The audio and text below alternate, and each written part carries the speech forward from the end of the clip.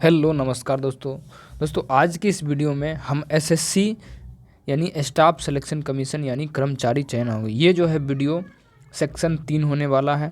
ठीक है। और इसमें जो हम देखेंगे समान अध्ययन में एसएससी में जितने भी प्रश्न पूछे जा चुके हैं उन सारे प्रश्नों को हम देखेंगे।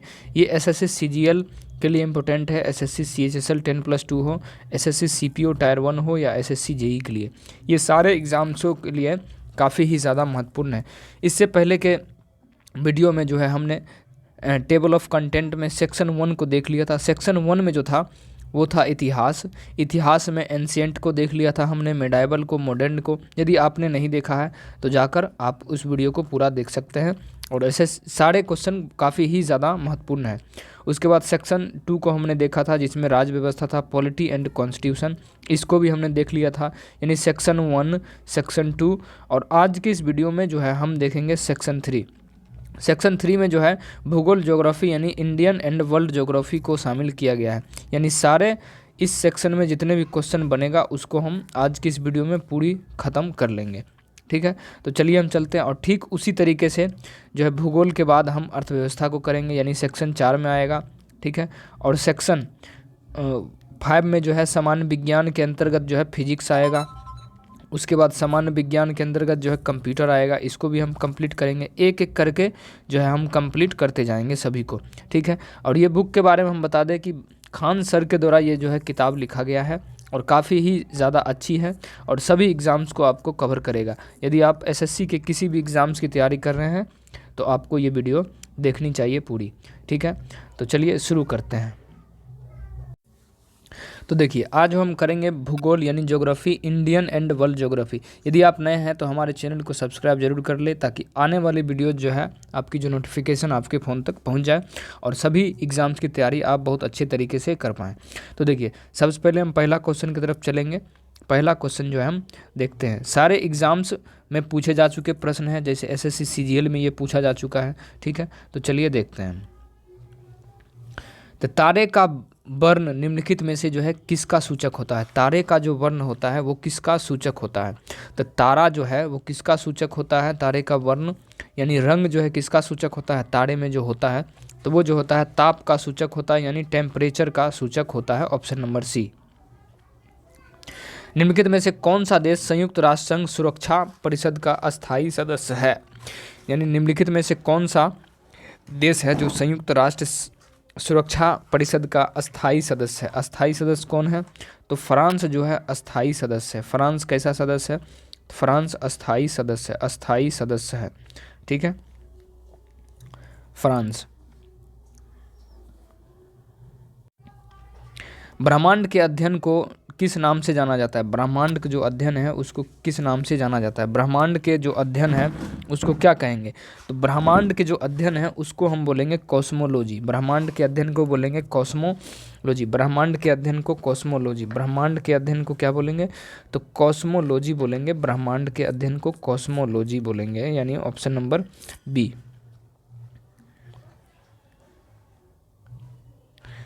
अब देखिए घटकों के बीच गुरुत्वाकर्षण द्वारा भारी मात्रा में एक साथ हुए एकत्रित तारों, धूल और गैस को क्या कहते हैं? यानी घटकों के बीच गुरुत्वाकर्षण द्वारा भारी मात्रा में एक साथ हुए एकत्र तारे, धूल और गैस को जो है हम क्या बोलेंगे? तो इसको जो हम बोलेंगे इसको बोलेंगे आकाशगंगा। आकाशगंगा ऑप्शन नंबर सी। अब देखते हैं अगला क्वेश्चन की तरफ। क्वेश्चन नंबर 5 जो है इसमें ऑप्शन को नहीं दिखाया गया, फिर भी हम इसको देख लेते हैं। क्वेश्चन नंबर 5, 3 प्रकाश वर्ष दूर है इस प्रकार की साइरस या डॉग स्टार पृथ्वी 9 प्रकाश वर्ष दूरी पर स्थित है तथा सूर्य से 2 गुने द्रव्यमान वाला तारा है। अल्फा सेंचुरी प्रोक्सिमा को शामिल करते हुए 3 तारों का समूह है। अल्फा सेंचुरी धायत्व की सेंचुरी एक M5VE या M5V1E श्रेणी का तारा है, जिसका अर्थ है कि या तो यह एक छोटा मुख्य अनुक्रम तारा है या तारा यानी तारा, या फिर एक उपबौना तारा है। 6 नंबर प्रश्न देखते हैं ऑप्शन के साथ। हमारे सौरमंडल का सबसे निकटतम तारा जो है कौन सा है? हमारे सौरमंडल का सबसे निकटतम तारा जो है वो कौन सा है? तो सबसे नज़दीक में जो तारा है हमारा वो है प्रोक्सिमा सेंचुरी। सबसे निकटतम में तारा कौन है? हमारे सौरमंडल का सबसे निकटतम तारा कौन सा है? तो प्रोक्सिमा सेंचुरी जो है सबसे निकटतम तारा है। प्रोक्सिमा सेंचुरी सबसे निकटतम तारा है। प्रोक्सिमा सेंचुरी सबसे निकटतम तारा कौन सा है? Proxima Centauri. यदि कोई तारा सूर्य से बड़ा है, यदि कोई तारा है जो सूर्य से बड़ा है किंतु उससे दोगुना बड़ा नहीं है, यदि कोई तारा सूर्य से बड़ा है किंतु उससे दुगना बड़ा नहीं है, तो वह एक डैश में परिवर्तित हो जाता है। तो वह किस में परिवर्तित हो जाता है? तो वो है पल्सर में परिवर्तित हो जाता है। यदि कोई तारा सूर्य से बड़ा है किंतु उससे 2 गुना बड़ा नहीं है, तो वह एक डैश में परिवर्तित हो जाता है। तो वह एक पल्सर में परिवर्तित हो जाता है। किस में? पल्सर में परिवर्तित हो जाता है। तारामंडल सप्तऋषि को पश्चिमी निवासी किस नाम से जानते हैं? यानी तारामंडल सप्तऋषि को पश्चिमी निवासी यानी पश्चिम के जो लोग हैं वो किस नाम से जानते हैं? तो बिग डीपर के नाम से जानते हैं। Big deeper. तारामंडल सप्तऋषि को पश्चिमी निवासी जो है किस नाम से जानते हैं? तो बिग डीपर के नाम से जानते हैं। बिग डीपर के नाम से जाना जाता है। किसको? तो तारामंडल सप्तऋषि को।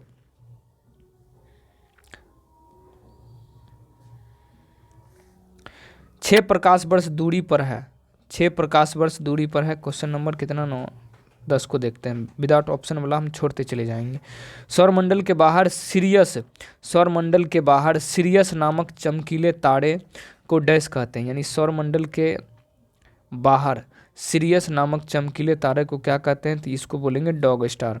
सौरमंडल के बाहर सिरियस नामक चमकीले तारे को क्या बोलेंगे? तो इसको जो है बोलेंगे डॉग स्टार बोलेंगे। सिरियस नामक चमकीले तारे को क्या बोलेंगे? तो डॉग स्टार बोलेंगे। Dog star.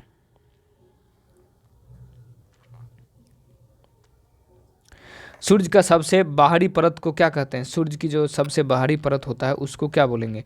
तो सूर्य के सबसे बाहरी परत को बोलेंगे कोरोना। सूर्य के सबसे बाहरी परत को क्या बोलेंगे? सूर्य की सबसे बाहरी परत को क्या बोलते हैं? तो उसको बोलेंगे कोरोना बोलेंगे। सूर्य के सबसे बाहरी परत को क्या बोलेंगे? तो कोरोना।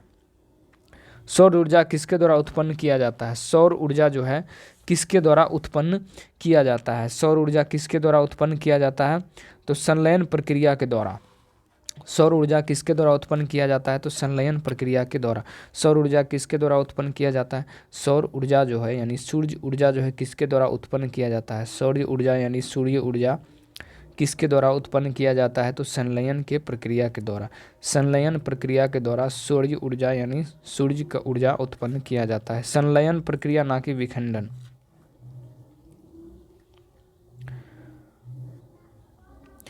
सूर्य की सबसे ऊपरी परत को क्या कहते हैं? सूर्य के सबसे ऊपरी परत को क्या कहते हैं? तो कोरोना कहते हैं। सूर्य के सबसे ऊपरी परत को क्या कहते हैं? चाहे ऊपरी परत हो चाहे बाहरी परत हो, उसको क्या बोलेंगे? किरीट या कोरोना। सूर्य के सबसे ऊपरी परत को क्या कहते हैं? या तो कोरोना बोलेंगे नहीं तो किरीट बोलेंगे। या तो कोरोना नहीं तो किरीट बोलेंगे सबसे ऊपरी परत को।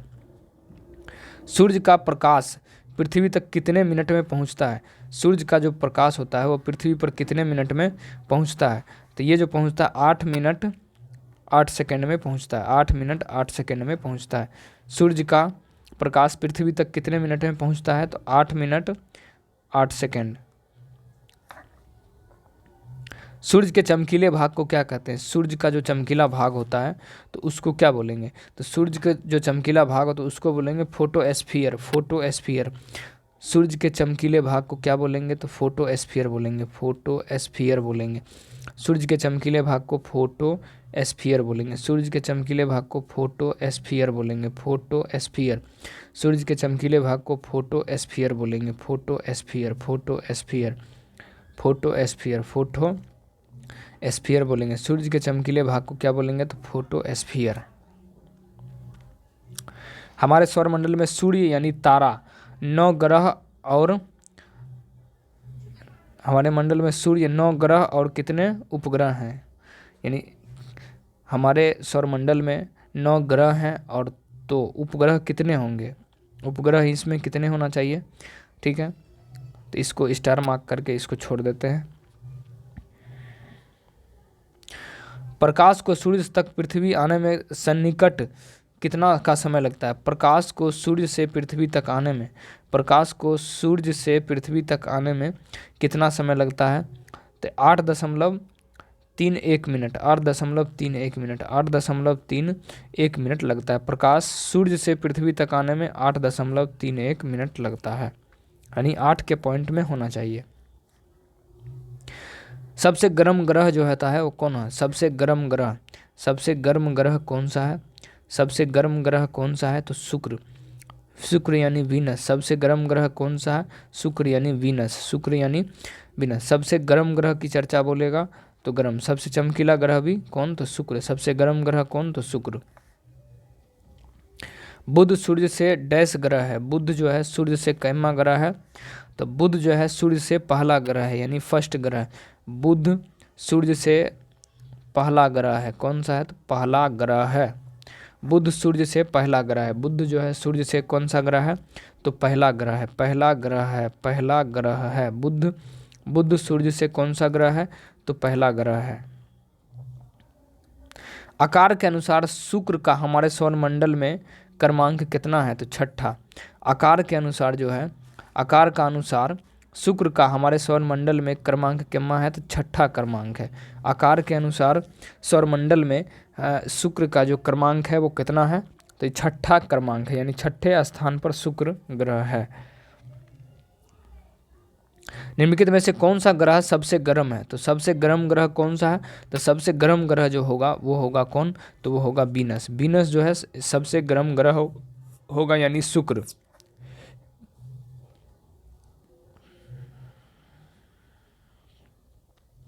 इनमें से किस ग्रह का कोई उपग्रह जो है नहीं है? यानी कौन सा ग्रह है जिसका कोई उपग्रह नहीं है? यूरेनस का खुद का उपग्रह है, बृहस्पति का भी खुद का उपग्रह है, नेपच्यून का भी खुद का है। किसका नहीं है? तो ये हो जाएगा शुक्र ग्रह का। इनमें से कौन, किस ग्रह का कोई उपग्रह नहीं है? तो वीनस यानी शुक्र का जो है कोई उपग्रह नहीं है। शुक्र सूर्य से डैश ग्रह है। शुक्र जो है सूर्य से कितना ग्रह है? तो दूसरा। शुक्र सूर्य से कितना ग्रह है? शुक्र सूर्य से कितना ग्रह है? तो शुक्र जो है सूर्य से दूसरा ग्रह है, दूसरा ग्रह है, यानी सेकंड ग्रह है। शुक्र जो है सूर्य से कितना ग्रह? शुक्र सूर्य से कितना ग्रह है? तो ये जो है दूसरा ग्रह है, दूसरा ग्रह है। पृथ्वी जिस समय सूर्य से सबसे अधिक दूरी पर होता है, पृथ्वी सूर्य से सबसे अधिक दूरी पर होता है, उस समय उसकी स्थिति क्या होती है? इसका जो सही उत्तर हो जाएगा वो हो जाएगा एफिलियन, एफिलियन। यानी पृथ्वी जिस समय सूर्य से सबसे अधिक दूरी पर होता है उस समय उसकी स्थिति क्या होती है? पृथ्वी जो है सूर्य से सबसे अधिक दूरी होता है जिस समय, तो उस समय उसकी स्थिति क्या होती है? तो उसको जो एफिलियन बोलते हैं। क्या बोलेंगे? एफिलियन। एफिलियन ऑप्शन नंबर क्या? तो ऑप्शन नंबर बी। पृथ्वी का अपना वायुमंडल क्यों है? तो गुरुत्वाकर्षण शक्ति के कारण। पृथ्वी का अपना वायुमंडल क्यों है? तो ग्रेविटी के कारण। पृथ्वी का अपना वायुमंडल क्यों है? तो गुरुत्वाकर्षण शक्ति के कारण। गुरुत्वाकर्षण शक्ति के कारण जो है पृथ्वी का अपना क्या है? तो अपना वायुमंडल। पृथ्वी का अपना वायुमंडल क्यों है? ग्रेविटी के कारण, यानी गुरुत्वाकर्षण के कारण। मैग्नेटिक मेरिडियन क्या है? यानी मैग्नेटिक मेरिडियन क्या है? मैग्नेटिक मेरिडियन, मैग्नेटिक मेरिडियन जो है वो क्या है? तो क्या है? तो इसको हम देखते हैं थोड़ा। तो ये जो होगा मैग्नेटिक मेरिडियन जो है पृथ्वी के मैग्नेटिक उत्तर, मैग्नेटिक से दक्षिण से गुजरने वाला क्षेत्र है। मैग्नेटिक मेरिडियन क्या है? मैग्नेटिक मेरिडियन पृथ्वी के मैग्नेटिक उत्तर और मैग्नेटिक दक्षिण से गुजरने वाला क्षेत्र को क्या बोलेंगे? Magnetic meridian. पृथ्वी तल के नीचे पिघले हुए पत्थर को क्या कहा जाता है? पृथ्वी तल के जो नीचे, पृथ्वी के तल के नीचे पिघले हुए पत्थर को क्या बोलेंगे हम? तो उसको जो है पिघले हुए पत्थर को बोलेंगे मैग्मा, कहेंगे मैग्मा। इसको ज्वालामुखी के नाम से जानते होंगे। पृथ्वी के तल के नीचे पिघले हुए पत्थर को क्या कहते हैं? पृथ्वी के तल के नीचे पिघले हुए पत्थर को क्या बोलेंगे? तो मैग्मा बोलेंगे, मैग्मा, मैग्मा। ठीक है। पृथ्वी के केंद्र से चंद्रमा के केंद्र तक की दूरी को क्या कहते हैं? यानी पृथ्वी का केंद्र और चंद्रमा के केंद्र के तक की दूरी को क्या कहते हैं? पृथ्वी के केंद्र से चंद्रमा के केंद्र तक की दूरी को क्या कहते हैं? तो उस दूरी को कहते हैं चंद्रमा की कक्षीय त्रिज्या। चंद्रमा की कक्षीय त्रिज्या कहा जाता है। चंद्रमा की कक्षीय त्रिज्या यानी पृथ्वी का केंद्र और चंद्रमा के केंद्र को के जो दूरी है उस दूरी को क्या बोलेंगे? तो कक्षीय त्रिज्या बोलेंगे, चंद्रमा की कक्षीय त्रिज्या। पृथ्वी के कोर यानी केंद्रीय भाग, पृथ्वी का कोर यानी केंद्रीय भाग है। कोर क्या है? पृथ्वी का जो कोर है वो है पृथ्वी का केंद्रीय भाग। कौन सा होगा? तो वो है कोर। को किस नाम से जाना जाता है? पृथ्वी के कोर यानी केंद्रीय भाग को और किस नाम से जानते हैं? तो सेंट्रोस्फेयर या परितारक केंद्र। सेंट्रोस्फेयर या परितारक केंद्र बोलेंगे। सेंट्रोस्फेयर या परितारक केंद्र। पृथ्वी के कोर को यानी केंद्रीय भाग, पृथ्वी के कोर का मतलब क्या है? केंद्रीय भाग को और किस नाम से जाना जाता है? तो उसको बोलेंगे परितारक केंद्र, और सेंट्रोस्फीयर के नाम से हम जानते हैं पृथ्वी के केंद्र को। पृथ्वी सूर्य से डैश ग्रह है। पृथ्वी जो है सूर्य से कितना है? पृथ्वी जो है सूर्य से कितना है? तो तीसरा। पृथ्वी सूर्य से कितना है? तो तीसरा। पृथ्वी सूर्य से कितना स्थान पर है? तो तीसरा ग्रह है। पृथ्वी सूर्य से तीसरा ग्रह है। पृथ्वी सूर्य से तीसरा ग्रह है। पृथ्वी जो है सूर्य से कितना ग्रह है? तो तीसरा ग्रह है। पृथ्वी सूर्य से कितना है? तो तीसरा ग्रह। यदि यहाँ तक आप आ गए हैं तो हमारे चैनल को सब्सक्राइब जरूर करें ताकि अगली वीडियो नोटिफिकेशन के ज़रिए आप तक पहुँच जाए। तो पहला क्या होगा? ये हो जाएगा, पहला नंबर होगा। पृथ्वी के बारे में निम्नलिखित में से कौन सी बातें गलत है? तो पृथ्वी के बारे में कौन सी बातें गलत है? यह पांचवा सबसे बड़ा ग्रह है। यह पांचवा सबसे बड़ा ग्रह है। ना किसी की तुलना में अगर ना किया जाए तो पांचवा सबसे बड़ा ग्रह कौन सा होगा? तो पृथ्वी जो है पांचवा सबसे बड़ा ग्रह है। यह सबसे घना ग्रह है। यह सबसे कैसा ग्रह है? तो सबसे घना ग्रह कौन सा है? तो सबसे घना ग्रह है पृथ्वी। इसे लाल ग्रह भी कहा जाता है। ये बात गलत है। इसे लाल ग्रह भी कहा जाता है। लाल ग्रह कहा जाता है मंगल को। मंगल को कहा जाता है लाल ग्रह। ठीक है, तो ये गलत है। यह सूर्य से तीसरा ग्रह है। सूर्य से तीसरा ग्रह है पृथ्वी, ये बात सही है। ठीक है, और यह पांचवा सबसे बड़ा ग्रह है। सबसे बड़ा में यदि बोलेगा तो पांचवा सबसे बड़ा ग्रह कौन सा है? तो पृथ्वी है। लेकिन सूर्य से कितना स्थान पर है? तो सूर्य से तीसरा ग्रह है पृथ्वी। ठीक है, यह सबसे घना ग्रह, सबसे घना ग्रह कौन सा है? तो पृथ्वी जो है सबसे घना ग्रह है। लाल ग्रह किसको कहा जाता है? तो मंगल ग्रह को लाल ग्रह कहा जाता है। यानी ऑप्शन नंबर सी जो होगा इसका सही उत्तर होगा। निम्नलिखित में से कौन सी बातें गलत है? तो गलत कौन सा होगा? गलत होगा ये वाला। तो अब जो है हम देखते हैं अगला क्वेश्चन की तरफ।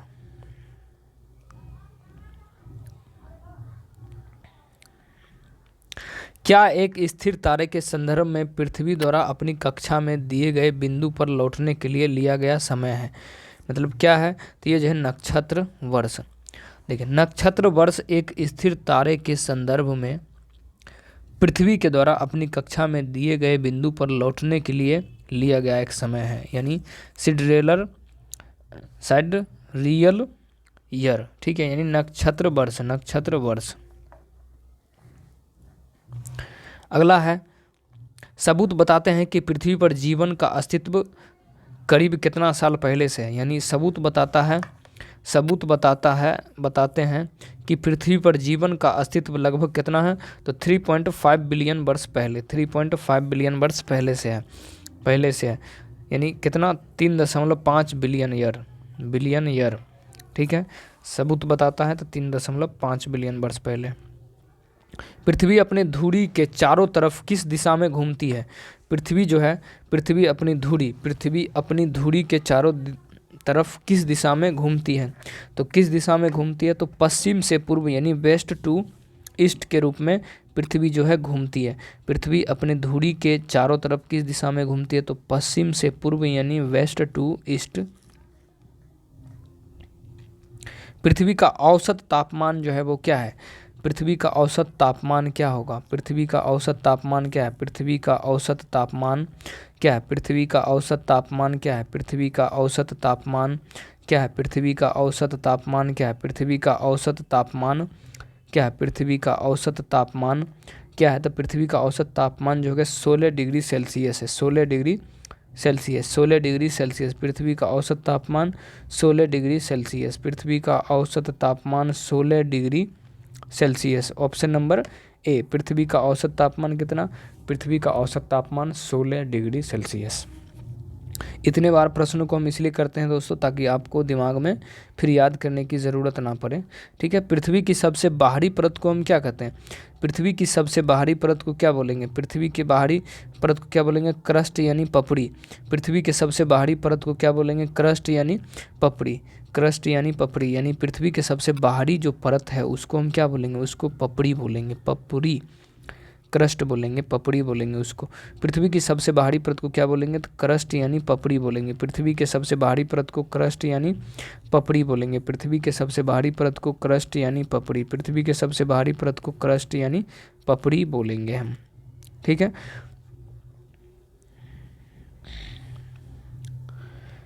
पृथ्वी की पपड़ी में मुख्य रूप से डैश शामिल होता है, पृथ्वी की पपड़ी में मुख्य रूप से क्या होता है, सिलिका होता है। पृथ्वी के पपड़ी में यानी ऊपरी परत में मुख्य रूप से क्या होता है, सिलिका होता है, सिलिका होता है। पृथ्वी के मुख्य रूप से किस क्या होता है, सिलिका होता है, सिलिका, सिलिका। वह कौन है जिसने सबसे पहले पृथ्वी की परिधि को मापा था, यानी पृथ्वी की परिधि को सर्वप्रथम किसके द्वारा मापा गया था, तो इरेटोस्थनीज के द्वारा मापा गया था, इरेटोस्थनीज के द्वारा। पृथ्वी की जो परिधि है, परिधि होता है अगल बगल, पूरे जो एकांत वाला जो होता है भाग, ठीक है, उसको क्या बोलेंगे, परिधि। परिधि को मापा था सर्वप्रथम किसने, पृथ्वी की परिधि को सर्वप्रथम किसने मापा था, तो इरेटोस्थनीज के द्वारा मापा गया था, इरेटोस्थनीज के द्वारा मापा गया था। पृथ्वी की पपड़ी में सबसे ज़्यादा पाया जाने वाला धातु जो है वो कौन सा है, तो एल्युमिनियम है। पृथ्वी की पपड़ी में सबसे ज़्यादा, पृथ्वी की पपड़ी में सबसे ज़्यादा पाया जाने वाला धातु कौन सा है, तो धातु होगा एल्युमिनियम, एल्युमिनियम।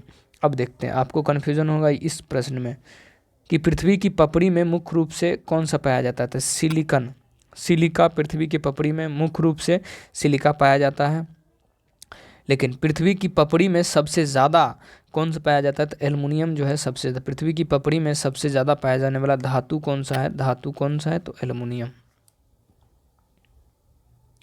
पृथ्वी को और किस नाम से जाना जाता है, पृथ्वी को और किस नाम से जाना जाता है, तो पृथ्वी को और जो है ब्लू प्लेनेट यानी ब्लू ग्रह, नीला ग्रह के नाम से जानते हैं।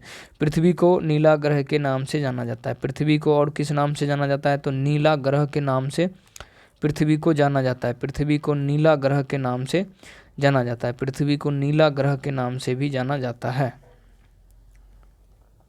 प्रमुख अंश मुख्य रूप से किससे गठित होता है, प्रमुख अंश जो है, प्रमुख अंश मुख्य रूप से पृथ्वी की पपड़ी का प्रमुख अंश मुख्य रूप से किससे गठित होता है, यानी पृथ्वी की पपड़ी का प्रमुख अंश मुख्य रूप से किससे गठित होता है, तो देखिए गठित जो होता है किससे, ऑक्सीजन और सिलिकॉन से, ऑक्सीजन और सिलिकॉन से। ऑक्सीजन, पृथ्वी की पपड़ी का मुख्य अंश मुख्य रूप से किसमें गठित होता है, ऑक्सीजन और silicon, oxygen and silicon, oxygen और सिलिकॉन, ऑक्सीजन, ऑक्सीजन और सिलिकॉन, ऑक्सीजन और सिलिकॉन, ऑक्सीजन और सिलिकॉन, ऑक्सीजन और सिलिकॉन, ऑक्सीजन और सिलिकॉन, ऑक्सीजन और सिलिकॉन।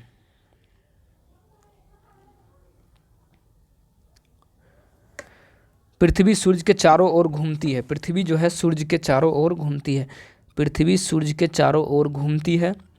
इस सिद्धांत को पेश करने वाला प्रथम व्यक्ति जो था वो कौन था, तो ये जो था कोपरनिकस था। पृथ्वी जो है सूर्य के चारों ओर घूमती है, अगर ये पृथ्वी है, अगर ये सूर्य है तो ये पृथ्वी के चारों ओर घूमती है, ये पृथ्वी के चारों ओर, सूर्य जो है पृथ्वी सूर्य के चारों ओर घूमती है। तो इस सिद्धांत को किसके द्वारा दिया गया था, तो इस सिद्धांत को दिया गया था कोपरनिकस के द्वारा, कोपरनिकस के द्वारा यह सिद्धांत को दिया गया था, कोपरनिकस। सूर्य ग्रहण जो होता है वो कब होता है, यानी सूर्य ग्रहण कब होता है, सूर्य ग्रहण जो होता है वो कब होता है, when does solar eclipse take place, यानी कब होता है, सूर्य ग्रहण कब होता है, तो सूर्य ग्रहण कब होता है, जब चंद्रमा सूर्य और पृथ्वी के बीच में होता है। जब चंद्रमा जो है सूर्य और पृथ्वी के बीच में, जब चंद्रमा जब चंद्रमा सूर्य और पृथ्वी के बीच में हो तो उस समय जो है सूर्य ग्रहण होता है। जब चंद्रमा जो है सूर्य और पृथ्वी के बीच में हो, यानी सूर्य और पृथ्वी के बीच में क्या हो, सूर्य और पृथ्वी के बीच में जब चंद्रमा हो, जब मून हो, यानी सूर्य और पृथ्वी के बीच में, सूर्य और पृथ्वी के बीच में जब क्या हो, चंद्रमा हो, तो वो जो होता है सूर्य ग्रहण होता है। ठीक है।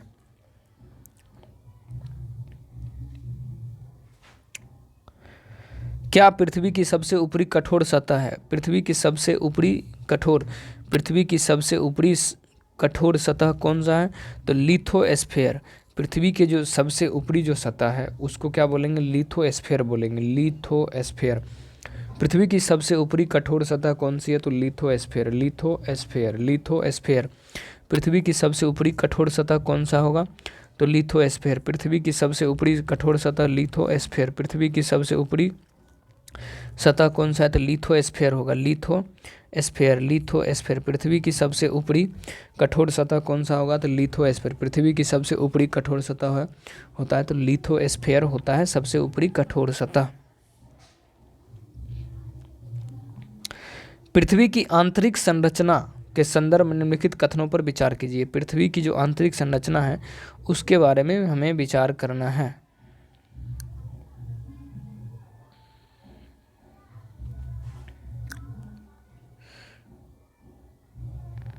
इसका ऑप्शन कहाँ है?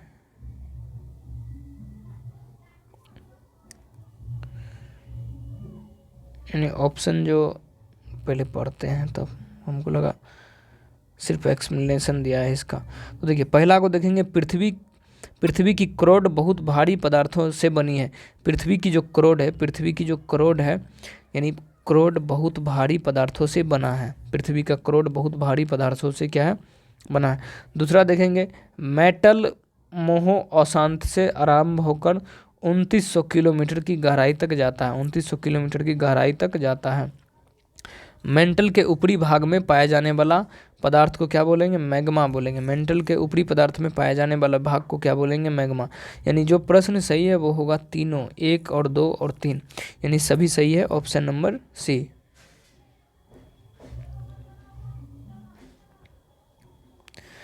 पृथ्वी की आंतरिक संरचना के संदर्भ में निम्नलिखित कथनों पर विचार कीजिए। पृथ्वी की जो आंतरिक संरचना है उसके संदर्भ में जो है हमें बात करना है। तो पृथ्वी की त्रिज्या 6370 किलोमीटर है। पृथ्वी की जो त्रिज्या है वो है 6370 किलोमीटर है। आज तक सबसे गहरा प्रवेदन आर्कटिक महासागर में कोला क्षेत्र में 12 किलोमीटर की गहराई तक किया गया है। भ्रंश के समानांतर सेलों को एक ही दिशा में गति करती है। तो ऑप्शन नंबर 1 और 2, यानी ऑप्शन ये जो है 1 और 2 सही है, यानी 1 और 2 किसमें? तो बी नंबर। पृथ्वी की त्रिज्या कितनी है? पृथ्वी की जो त्रिज्या है वो कितनी है? तो पृथ्वी की त्रिज्या कितनी है? तो पृथ्वी की त्रिज्या जो है 6370 किलोमीटर है। पृथ्वी की त्रिज्या कितनी है? 6370 किलोमीटर पृथ्वी की त्रिज्या है। पृथ्वी की त्रिज्या कितनी है? तो 6370 km यानी किलोमीटर, 6370 किलोमीटर है पृथ्वी की त्रिज्या।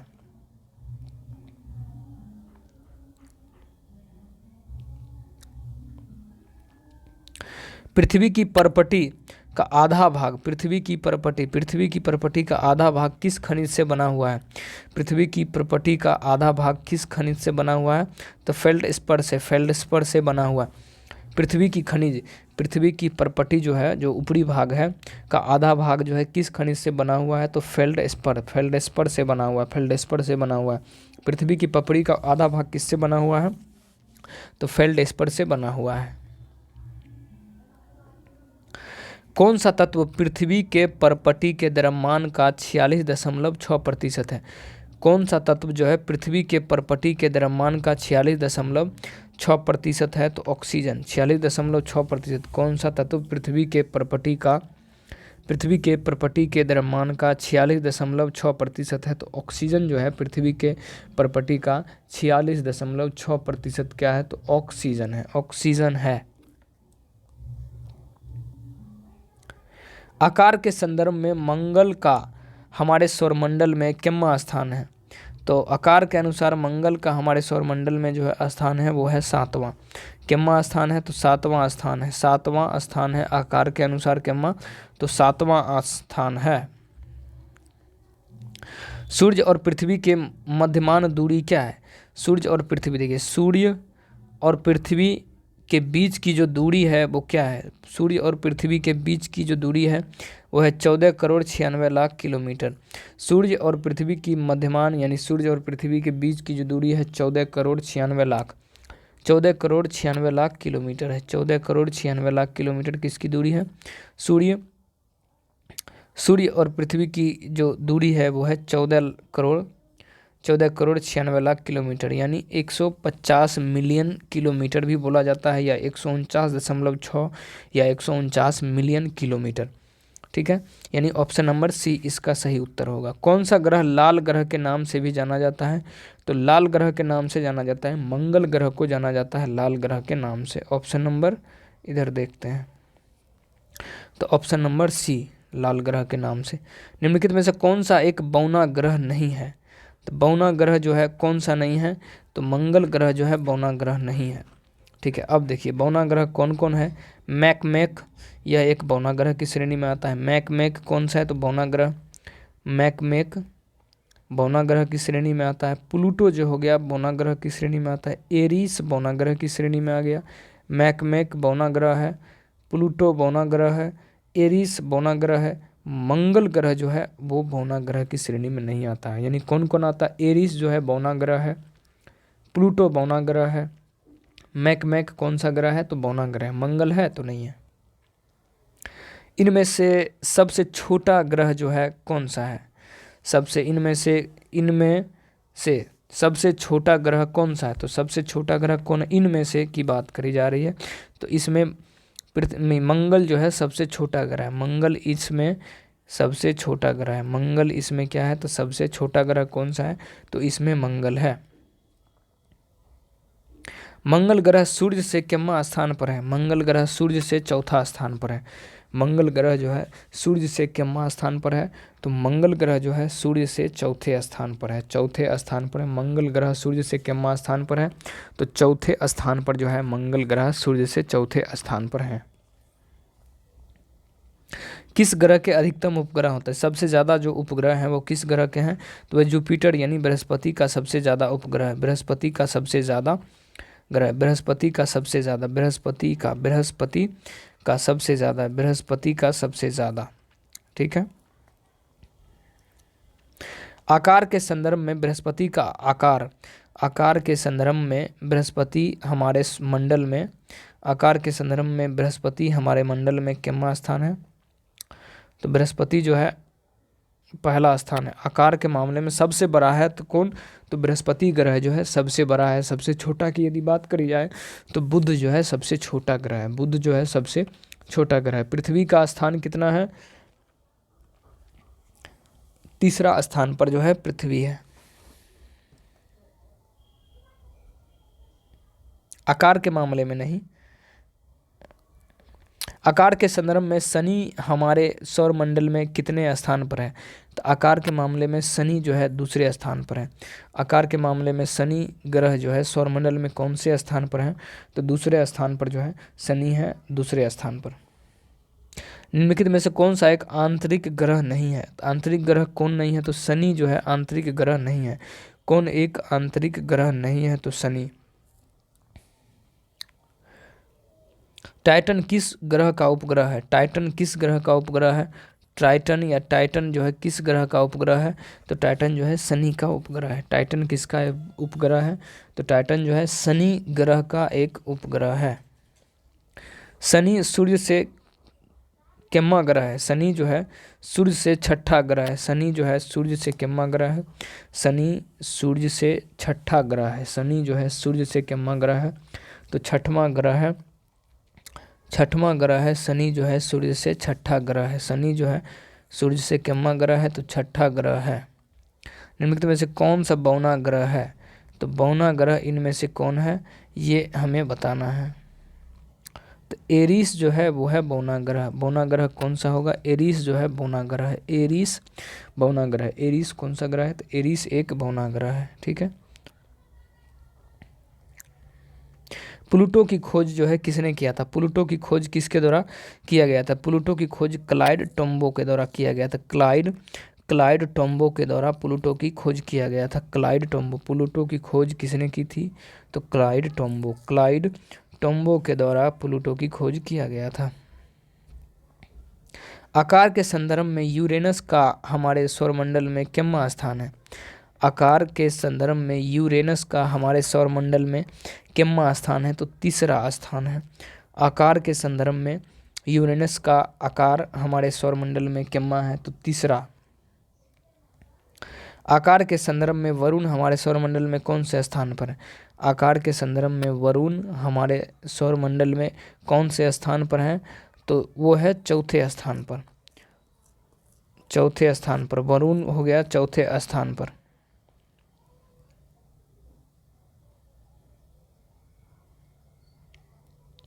इनमें से सबसे ठंडा ग्रह जो है वो कौन सा है? सबसे ठंडा ग्रह कौन सा? तो वरुण। नेपच्यून जो है सबसे ठंडा ग्रह है। सबसे ठंडा ग्रह कौन है? तो नेपच्यून जो है सबसे ठंडा ग्रह। नेपच्यून सबसे ठंडा ग्रह कौन सा है?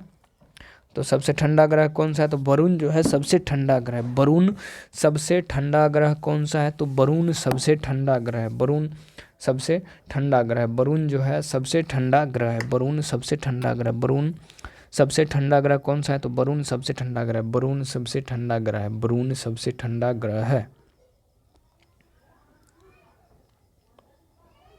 यूरेनस सूर्य से कितना ग्रह है? यूरेनस जो है सूर्य से वो कितना कौन सा ग्रह है? यूरेनस सूर्य से कितना ग्रह है? यूरेनस सूर्य से कितना ग्रह है? यूरेनस सूर्य से कितना ग्रह है? यूरेनस जो है सूर्य से कितना ग्रह है? तो ये जो है सातवां ग्रह। यूरेनस सूर्य से सातवां ग्रह। यूरेनस सूर्य से सातवां ग्रह। यूरेनस जो हो गया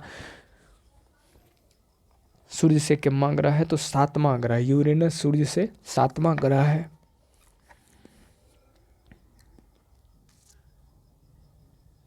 यदि कोई बम चंद्रमा पर विस्फोटित होता है तो पृथ्वी पर उसकी आवाज़ कितनी देर बाद सुनाई देगा?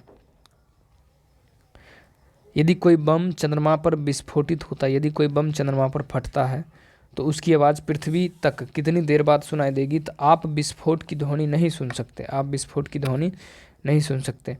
आप विस्फोट की ध्वनि अगर चंद्रमा पर कोई बम विस्फोट करता है तो पृथ्वी पर उसका आवाज़ आएगा? नहीं आएगा। किस ग्रह को एक बौना ग्रह कहकर भी संबोधित किया जाता है? किस ग्रह को एक बौना ग्रह के नाम से भी जाना जाता है? तो प्लूटो को एक बौना ग्रह के नाम से भी जाना जाता है। प्लूटो को बौना ग्रह के नाम से भी जाना जाता है। एक अक्षांश, अक्षांश का एक अंश कितना के बराबर होता है? अक्षांश का एक अंश होता है 111 किलोमीटर के बराबर। 111 किलोमीटर के बराबर। यानी एक अक्षांश जो है अक्षांश का एक अंश जो है यानी 1 डिग्री के बराबर कितना होता है? तो 111 किलोमीटर के बराबर होता है अक्षांश। एक अक्षांश कितने के बराबर होता है? अक्षांश का एक अंश कितने के बराबर होता है? तो 111 किलोमीटर। 111 किलोमीटर। चंद्रमा के अध्ययन को क्या कहते हैं? चंद्रमा के अध्ययन को क्या कहते हैं? चलिए इसको देखते हैं। तो चंद्रमा के जो अध्ययन है उसको कहा जाता है सीलिनोलॉजी। सीलिनोलॉजी। तो चंद्रमा के अध्ययन को क्या कहते हैं? तो सेलेनोलॉजी कहा जाता है। चंद्रमा के अध्ययन को सिलिनोलॉजी कहा जाता है। सिलिनोलॉजी। चंद्रमा के अध्ययन को सिलिनोलॉजी। चंद्रमा के अध्ययन को सिलिनोलॉजी। ब्रह्मांड के अध्ययन को कॉस्मोलॉजी। ठीक है। तो आगे देखिए, विषुव तब होता है जब सूर्य ऊर्ध्वाधर डैश के ऊपर होता है। तो विषुव कब होता है? तो भूमध्य रेखा। विषुव तब होता है यानी विषुव तब होता है जब सूर्य भूमध्य रेखा के ऊपर होता है। सूर्य जो है भूमध्य रेखा के जस्ट ऊपर रहेगा तो उसको क्या बोलेंगे? तो वो उस समय जो होता है विषुव होता है। विषुव। Option number D number. विषुव तब होता है जब सूर्य ऊर्ध्वाधर रेखा के कहाँ होता है? तो भूमध्य रेखा पर होता है। अंतर्राष्ट्रीय तिथि रेखा को डैश महासागर के बीच से होकर गुजारा जाता है। अंतर्राष्ट्रीय तिथि रेखा को प्रशांत महासागर के बीच से होकर गुजारा जाता है। अंतर्राष्ट्रीय तिथि रेखा को अंतर्राष्ट्रीय तिथि रेखा को प्रशांत महासागर यानी पैसिफिक सागर से होकर के बीच से होकर गुजारा जाता है। 21 जून को शीतकालीन सोलिस्टिस अयंत डैश गोलार्ध में होता है। 21 तारीख को दक्षिणी गोलार्ध में, 21 जून को शीतकालीन सोलिस्टिस किस गोलार्ध में होता है? सोलिस्टिस जो है दक्षिणी गोलार्ध में होता है। 21 जून को शीतकालीन सोलिस्टिस दक्षिणी गोलार्ध में होता है। किस गोलार्ध में होता है? तो दक्षिणी गोलार्ध में होता है, दक्षिणी गोलार्ध में होता है। यह मौसम तब आता है जब सूर्य भूमध्य रेखा के ठीक ऊपर होता है। यह मौसम तब आता है जब सूर्य भूमध्य रेखा के क्या होता है? ऊपर आता है। तो इसका क्या हो जाएगा? ऑप्शन नंबर ए यानी बसंत, स्प्रिंग। यह मौसम तब आता है जब सूर्य भूमध्य रेखा के ठीक ऊपर आता है। यानी बसंत कब आता है? जब सूर्य भूमध्य रेखा के जस्ट ऊपर होगा तो कौन सा आएगा? तो बसंत आएगा, स्प्रिंग। निम्नलिखित में से कौन सी रेखा भारत के लगभग आधे हिस्सों में होकर गुजरती है? यानी भारत को लगभग आधे हिस्से से होकर कौन गुजरती है? तो कर्क रेखा जो है भारत को लगभग 2 हिस्सों में काट कर जाती है। कर्क रेखा जो भारत को लगभग 2 हिस्सों में काट कर जाती है। कर्क रेखा भारत को लगभग, जिसको कैंसर कहा जाता है, कर्क रेखा भारत को लगभग 2 हिस्सों में बांट कर जाती है कर्क रेखा। विषुव दिवस क्या होता है? विषुव दिवस जो होता है क्या होता है? जब दिवस और रात्रि एक बराबर हो, जब दिन और रात एक बराबर हो तो उसको क्या बोलेंगे? विषुव कहते हैं। जब दिन और रात बराबर हो तो उसको क्या बोलेंगे? विषुव। जब दिवस और रात्रि एक बराबर होती है तो उसको क्या कहते हैं? विषुव दिवस क्या होता है? तो उसको कह लेंगे विषुव। विषुव का मतलब होता है जब दिन और रात बराबर हो तो उसको बोलेंगे विषुव। ठीक है, तो देखिए अगला तरफ हम देखते हैं। भारत में सबसे छोटा दिन जो होता है वो कब होता है? सबसे छोटा दिन जो होता है वो कब होता है? तो सबसे छोटा दिन जो होता है वो होता है 22 दिसंबर को। सबसे छोटा दिन कब होता है? 22 दिसंबर। सबसे छोटा दिन 22 दिसंबर। सबसे छोटा दिन कब होता है? तो 22 दिसंबर को सबसे छोटा दिन होता है। सबसे छोटा दिन कब होता है? तो 22 दिसंबर को। सबसे छोटा दिन कब होता है? दिसंबर 22।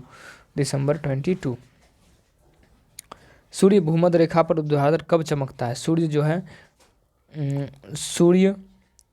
भूमध्य रेखा पर ऊर्ध्वाधर कब चमकता है?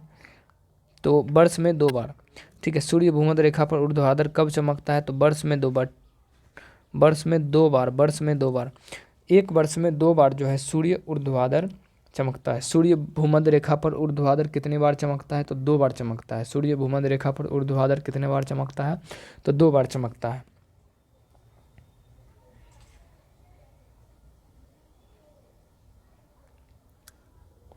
उत्तरी गोलार्ध में सबसे लंबा दिन कब होता है? उत्तरी गोलार्ध में सबसे लंबा दिन कब होता है? 21 जून को, 21 जून।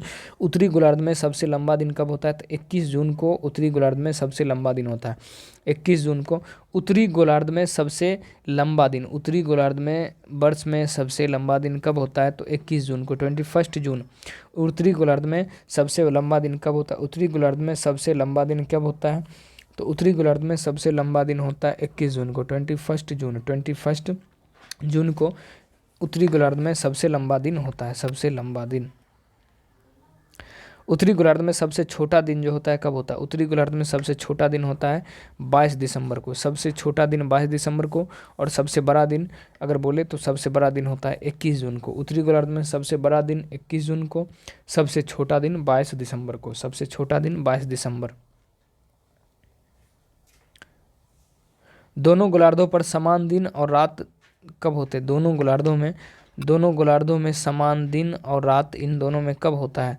तो समान दिन और समान रात जो होता है वो होता है 21 मार्च और 23 सितंबर को। 21 मार्च और 23 सितंबर समान दिन, यानी दोनों गोलार्धों यानी दक्षिणी गोलार्ध और उत्तरी गोलार्ध में समान दिन और समान रात कब होता है?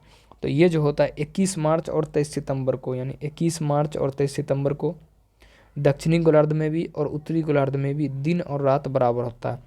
21 मार्च और 23 सितंबर को उत्तरी गोलार्ध और दक्षिणी गोलार्ध में दिन और रात क्या होता है? समान होता है, यानी बराबर होता है। उत्तरी गोलार्ध में सबसे लंबा दिन जो होता है कब होता है? उत्तरी गोलार्ध में सबसे लंबा दिन होता है 21 जून को, 21 जून।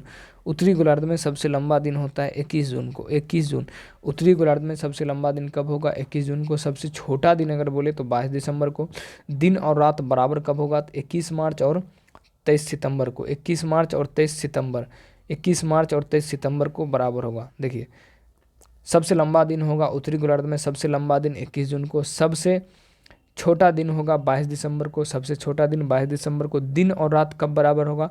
तो 21 मार्च को और 23 सितंबर को दिन और रात दोनों गोलार्धों में क्या होगा? समान होगा। जब ग्रेफाइट चट्टानों में रूपांतरित होती है तो उसको क्या, तो उनसे क्या बनता है? जब ग्रेफाइट चट्टानें रूपांतरित होती है तो उनसे क्या बनता है? तो उनसे क्या बनता है?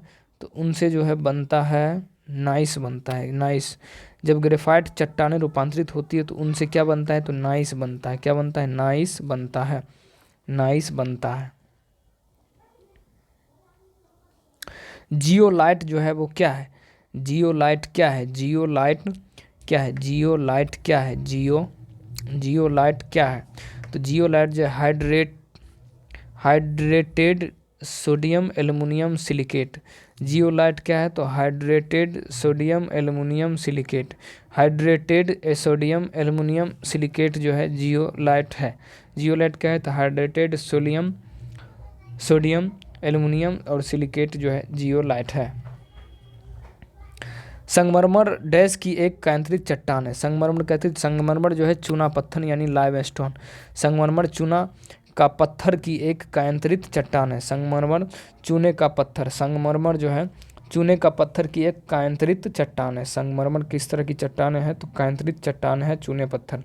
संगमरमर कायांतरित, संगमरमर यानी लाइमस्टोन चूने का पत्थर की एक कायांतरित चट्टान है। संगमरमर जो है लाइमस्टोन, लाइमस्टोन, ठीक है, लाइमस्टोन चूने का पत्थर, चूने का पत्थर।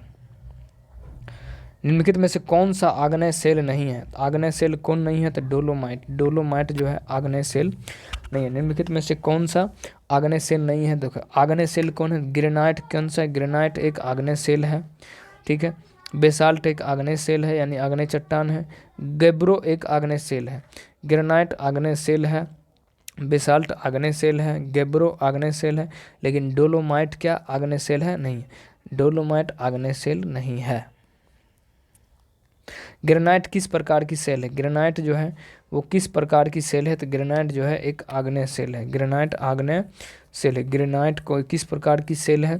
किस प्रकार की सेल है? तो ये जो है आग्नेय सेल है। ग्रेनाइट किस प्रकार की सेल है? तो आग्नेय सेल है, आग्नेय सेल है। मैग्मा के ठंडे होकर घनीभूत हो जाने पर किस प्रकार की सेलों का निर्माण होता है? मैग्मा के ठंडे होकर घनीभूत, मैग्मा के ठंडे होकर घनीभूत हो जाने पर किस प्रकार की सेलों का निर्माण होता है? तो ये जो होता है किस प्रकार की सेल का निर्माण होता है? तो होता है आग्नेय सेल का, आग्नेय सेल का निर्माण होता है, आग्नेय सेल का निर्माण होता है, ना कि अपसादी, कांतरित और हेलोनाइट। किसका निर्माण होता है? तो आग्नेय सेल का निर्माण होता है, आग्नेय सेल का। संगमरमर जो है किस प्रकार की सेल है? संगमरमर किस प्रकार की सेल है? तो कायांतरित चट्टान है। संगमरमर कायांतरित है। संगमरमर किस प्रकार की सेल है? तो कायांतरित सेल है। संगमरमर मेटामॉर्फिक, मेटामॉर्फिक। संगमरमर किस प्रकार की सेल है? तो कायांतरित है। संगमरमर किस प्रकार की सेल है? संगमरमर जो है किस प्रकार की सेल है? तो संगमरमर कायांतरित सेल है। संगमरमर कायांतरित सेल है। संगमरमर किस प्रकार की सेल है? तो कायांतरित सेल है संगमरमर। संगमरमर किस प्रकार की सेल है? तो कायांतरित सेल है। संगमरमर किस प्रकार की सेल है? तो कायांतरित सेल है। संगमरमर किस प्रकार की सेल है? तो कायांतरित सेल है संगमरमर। संगमरमर किस प्रकार की सेल है? तो कायांतरित सेल है संगमरमर, कायांतरित सेल है संगमरमर। संगमरमर मेटाफोरिक जिसको कहा जाता है, मेटामॉर्फिक कहा जाता है। संगमरमर किस प्रकार? तो कायांतरित। वह प्रक्रिया जिसमें समेकित सेलों में पुनः क्रिस्टलीकरण होता है तथा वास्तविक सेलों में पदार्थ पुनः संगठित हो जाता है, तो उसको क्या बोले? कायांतरण कहते हैं। कायांतरण, कायांतरण उसको कहा जाता है। कायांतरण वह प्रक्रिया है जिसमें समेकित सेलों में पुनः क्रिस्टलीकरण द्वारा तथा वास्तविक सेलों के पदार्थ में पुनः संगठित होता है, तो उसको क्या कहते हैं? कायांतरण कहते हैं, कायांतरण।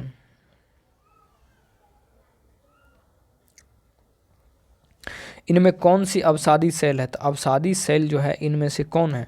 तो इसमें सेल जो है एक अवसादी सेल है। देखिए अवसादी सेल कौन सा है? तो अवसादी सेल जो है एक अवसादी सेल है, ठीक है। ग्रेनाइट अवसादी सेल है? नहीं है। सिलेट अवसादी सेल है? नहीं है। संगमरमर अवसादी सेल है? नहीं है। ये सब क्या है? ग्रेनाइट एक आग्नेय सेल है, ठीक है। वह प्रक्रिया जिसके द्वारा संचित पदार्थ में सेलों में परिवर्तित हो जाता है क्या कहलाता है? वह प्रक्रिया जिसके द्वारा संचित पदार्थ सेलों में परिवर्तित हो जाता है तो उसको क्या कहते हैं? तो उसको क्या बोलेंगे? तो उसको बोलेंगे शिलीभवन। उसको क्या बोलेंगे? शिलीभवन। वह प्रक्रिया जिसके द्वारा संचित पदार्थ सेलों में परिवर्तित हो जाते हैं तो उसको बोलेंगे शिलीभवन बोलेंगे, शिलीभवन बोलेंगे, शिलीभवन।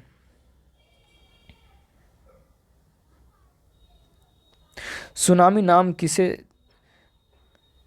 थोड़ा देखते हैं, सुनामी नाम किसे दिया गया है? सुनामी नाम किसको दिया गया? समुद्र के नीचे की तरंगों को सुनामी नाम जो दिया गया है, समुद्र के नीचे जो तरंगे आती हैं उसको क्या बोला गया है? सुनामी नाम दिया गया है। समुद्र के नीचे की जो तरंगे आती है, समुद्र के नीचे जो तरंग आती है उसको क्या बोलेंगे? सुनामी बोलेंगे। सुनामी किसके नाम से जाना जाता है? समुद्र के नीचे जो तरंगे आती है उसको सुनामी।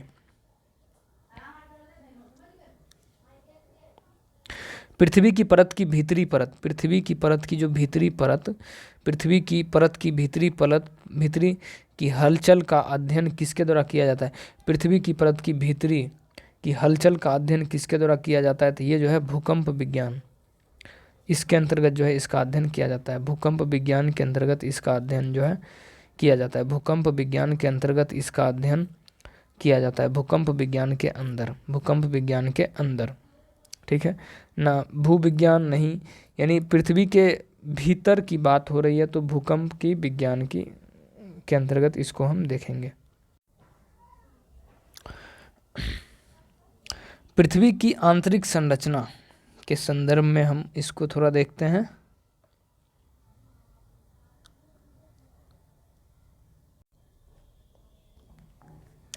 देखिए पृथ्वी की आंतरिक संरचना के संदर्भ में निम्नलिखित कथनों पर विचार करें। पृथ्वी की आंतरिक संरचना के संदर्भ में जो है विचार करें। तो देखिए, तो इसको ऑप्शन देखते हैं।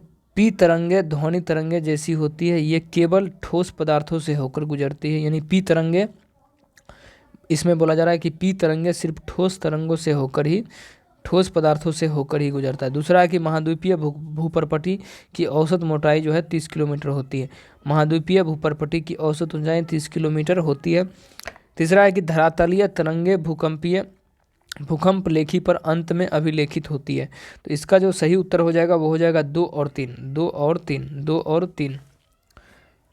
3, यानी 2 और 3 इसका सही है, बाकी सारे गलत हैं।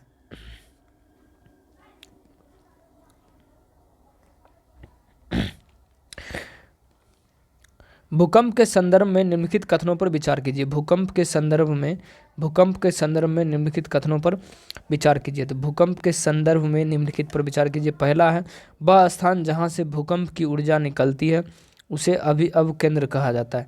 वह स्थान जहां से भूकंप की ऊर्जा निकलती है वह क्या बोलते हैं? तो अव केंद्र कहा जाता है, अव केंद्र कहा जाता है, ठीक है। दूसरा है, भूतल पर वह बिंदु जहां उद्गम केंद्र के समीपतम होता है उसे अधिकेंद्र कहा जाता है। अधिकेंद्र वह बिंदु होता है जो भूकंप के उद्गम केंद्र के ठीक नीचे होता है। तो इसमें जो सही हो जाएगा वो 1 और 2 हो जाएगा सही, बाकी सारे गलत। यानी 1, 2 सही क्या है? वह स्थान जहाँ से भूकंप की ऊर्जा निकलती है उसको अवकेंद्र कहते हैं। जहाँ से भूकंप की ऊर्जा निकलती है उसको क्या बोलेंगे? उसको बोलेंगे अवकेंद्र बोलेंगे। भूतल पर वह बिंदु जो उद्गम केंद्र के समीपतम है अधिकेंद्र कहलाता है, उसको क्या बोलेंगे? तो उसको हम बोलेंगे क्या? तो उसको बोलेंगे अधिकेंद्र बोलेंगे। तो ऑप्शन नंबर क्या होगा? ऑप्शन नंबर सी सही है, 1 और 2, केवल 1 और 2। पृथ्वी की आंतरिक संरचना के संदर्भ में निम्नलिखित कथनों पर विचार कीजिए। पृथ्वी की आंतरिक संरचना के संदर्भ में निम्नलिखित पर क्या करना है? तो निम्नलिखित पर विचार कीजिए। तो देखते हैं निम्नलिखित पर। तो भूगर्भिक तरंगे उद्गम केंद्र से ऊर्जा के मुक्त होने के दौरान पैदा होता है। भूगर्भिक तरंगे उद्गम केंद्र से ऊर्जा के मुक्त होने के दौरान पैदा होता है। दूसरा है कि अधिक घनत्व वाले पदार्थों में भूकंप तरंगे का वेग कम होता है। अधिक घनत्व वाले पदार्थों में भूकंप तरंगों का वेग जो होता है वो क्या होता है, वो कम होता है। भूगर्भिक तरंगे दो प्रकार की होती है, इन्हें PS तरंगे कहा जाता है। इनमें से कौन सही है, तो केवल डी जो है सही होगा, यानी केवल 3 और इतना 1 और 3 जो है सही है। 1 और 3, तो 1 और 3 को फिर से हम देखते हैं। देखिए, भूगर्भिक तरंगे उद्गम केंद्र जो ऊर्जा के मुक्त होने के दौरान पैदा होती है, ठीक है। और 3 नंबर है, भूगर्भिक तरंगे दो प्रकार की होती है, इन्हें P और S तरंगे कहा जाता है। भूगर्भ की जो तरंगे होती है वो P और क्या होता है, S तरंगे होता है। इनमें कौन सही है, तो 1 और 2 जो है, 1 और 3 केवल सही है, बाकी सारे गलत हैं। पृथ्वी की आंतरिक संरचना के संदर्भ में निम्नलिखित कथनों पर विचार करें। पृथ्वी की जो आंतरिक संरचना है उन पर विचार करना है कि कौन सही है और कौन गलत है। तो देखिए, पी तरंगे से कंपन की दिशा तरंग की दिशा के लंबवत होती है। पी तरंगों से कंपन की जो दिशा होती है, दिशा तरंगों की दिशा के लंबवत होती है। तरंगों की दिशा के क्या होता है, तो लंबवत होता है, लंबवत होता है। पी तरंगों से कंपन की दिशा तरंगों की दिशा से क्या होता है, तो लंबवत होता है, लंबवत होता है। तो यही हो जाएगा सही। नो, ये गलत है। महासागरों में भूपर्पटी की औसत मोटाई 5 किलोमीटर है। महासागरों में भूपर्पटी की औसत ऊंचाई कितनी है, तो 5 किलोमीटर है। महासागरों में भूपर्पटी की औसत ऊंचाई कितनी है, तो औसत ऊंचाई कितनी है, तो ये हो जाएगा 5 किलोमीटर, यानी option number B. Option number A ठीक है। कथन जो है, कथन नंबर 2 होगा, ऑप्शन नंबर ए। ज्वालामुखी से निकलने वाली पिघले लावा के ठोसीकरण से बनी चट्टान किसका उदाहरण है। ज्वालामुखी से निकलने वाली पिघले लावा, ज्वालामुखी से निकलने वाली पिघले लावा के ठोसीकरण से बनी चट्टानें तो बेसाल्ट चट्टान होते हैं, बेसाल्ट चट्टान होता है। कौन सी चट्टानें होती है, तो बेसाल्ट चट्टानें होती है, बेसाल्ट चट्टानें होती है। ज्वालामुखी पर्वतमाला सामान्यतः कहाँ पाई जाती है, कौन सी पर्वतमाला, ज्वालामुखी पर्वतमाला है तो कौन सी पर्वतमाला जो है ज्वालामुखी पर्वतमाला है, तो बी नंबर। प्रशांत महासागर ज्वालामुखी पर्वतमाला सामान्यतः कहाँ पाई जाती है, जो प्रशांत महासागर में पाई जाती है। ज्वालामुखी पर्वतमाला सामान्यतः कहाँ पाई जाती है, तो ज्वालामुखी पर्वतमाला जो होता है वो प्रशांत महासागर में। ज्वालामुखी पर्वतमाला कहाँ पाई जाती है, तो वो प्रशांत महासागर में। ज्वालामुखी पर्वतमाला कहाँ पाई जाती है, तो प्रशांत महासागर में। ज्वालामुखी पर्वतमाला प्रशांत महासागर में पाई जाती है। ज्वालामुखी पर्वतमाला सामान्यतः कहाँ पाई जाती है, तो प्रशांत महासागर में पाई जाती है। ज्वालामुखी पर्वतमाला सामान्यतः प्रशांत महासागर में पाई जाती है। ज्वालामुखी पर्वतमाला सामान्यतः कहाँ पाई जाती है, तो प्रशांत महासागर में पाई जाती है। पैसिफिक क्वीन में ज्वालामुखी पर्वतमाला है।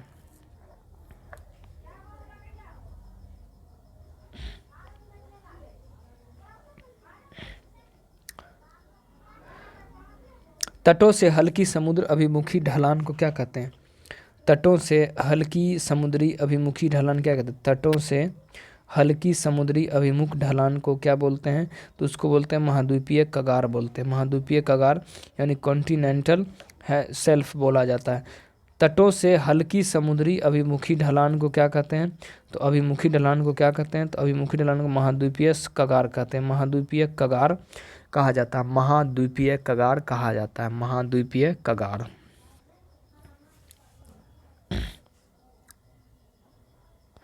एक ऐसा ज्वालामुखी जिसके फिर से फूटने की उम्मीद नहीं है उसे क्या कहते हैं, तो उसको कहते हैं विलुप्त ज्वालामुखी।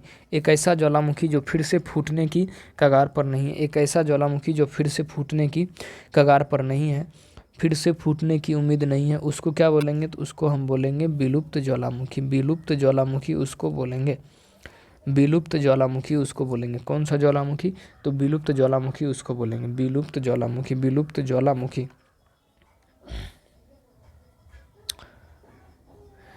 उन भू आकृतियों को क्या कहते हैं जो पृथ्वी में विभ्रंश के कारण बनती है तथा जिनके कारण एक सतह दूसरी सतह से नीचे चली जाती है। एक सतह से दूसरी सतह से नीचे चले जाती है उसको क्या कहते हैं, विभ्रंश घाटी बोलते हैं। विभ्रंश यानी रिफ्ट वैली कहते हैं, रिफ्ट वैली यानी विभ्रंश घाटी उसको कहा जाता है, विभ्रंश घाटी उसको कहा जाता है। दोआब का क्या मतलब होता है, दोआब का मतलब क्या होता है, दोआब का मतलब जो होता है वो क्या होता है, दोआब का मतलब क्या होता है, डायरेक्ट देख लेते हैं आंसर ही। तो दोआब का मतलब जो होता है, दो नदियों के बीच की भूमि को क्या बोलते हैं, दोआब। दो नदियों के, इसको रिपीट ज़्यादा बार करते हैं ताकि याद रहे आपको। दो नदियों के बीच की जो भूमि है, दो नदियों के बीच की जो भूमि है, दो नदियों की बीच की जो भूमि है, दो नदियों की बीच की जो भूमि है उसको क्या बोलेंगे, दो नदियों के बीच की जो भूमि है, जैसे ये हो गया भूमि, दो नदियों के बीच की जो भूमि है उसको क्या बोलेंगे, उसको बोलेंगे दोआब। दोआब का क्या मतलब होता है, ठीक है। दो झीलों के बीच की भूमि नहीं, दो पर्वतों के बीच की भूमि नहीं, दो नदियों के बीच की भूमि को क्या बोलेंगे, दो नदियों के बीच की भूमि को क्या बोलेंगे, a land between two reverse. दो नदियों के बीच की भूमि को क्या बोलेंगे, तो दोआब कहेंगे।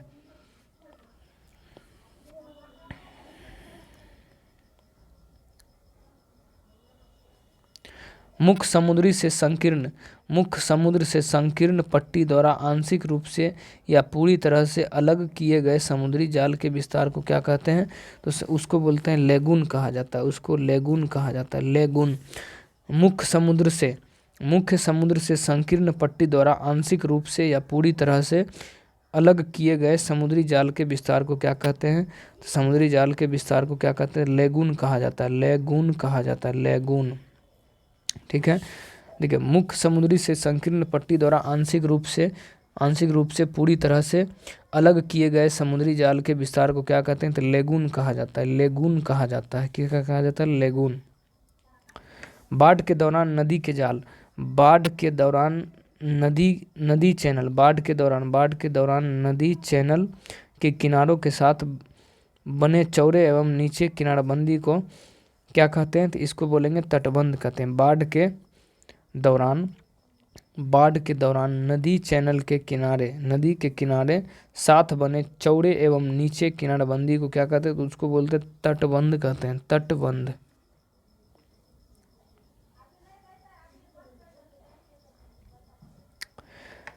जल निकास प्रतिमान, इसमें सहायक नदियाँ लंबवत मिले वह क्या कहलाते, जल निकास प्रतिमान जिसमें सहायक नदियाँ जो है लंबवत मिले उसको क्या बोलते हैं, तो उसको फम्फड़ी बोलते हैं या जाली, ट्रेल्स या फम्फड़ी या जाली उसको बोलते हैं, जाली या फम्फड़ी बोलते हैं, जाली या फम्फड़ी उसको कहा जाता है, जाली या फम्फड़ी उसको कहा जाता है।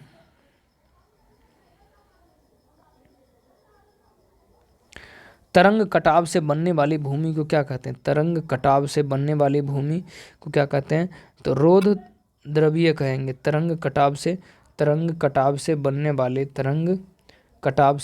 वाली भूमि को क्या कहते हैं, तो रोध द्रवीय कहते हैं, रोध द्रवीय कहा जाता है, रोध द्रवीय कहा जाता है, रोध द्रवीय कहा जाता है।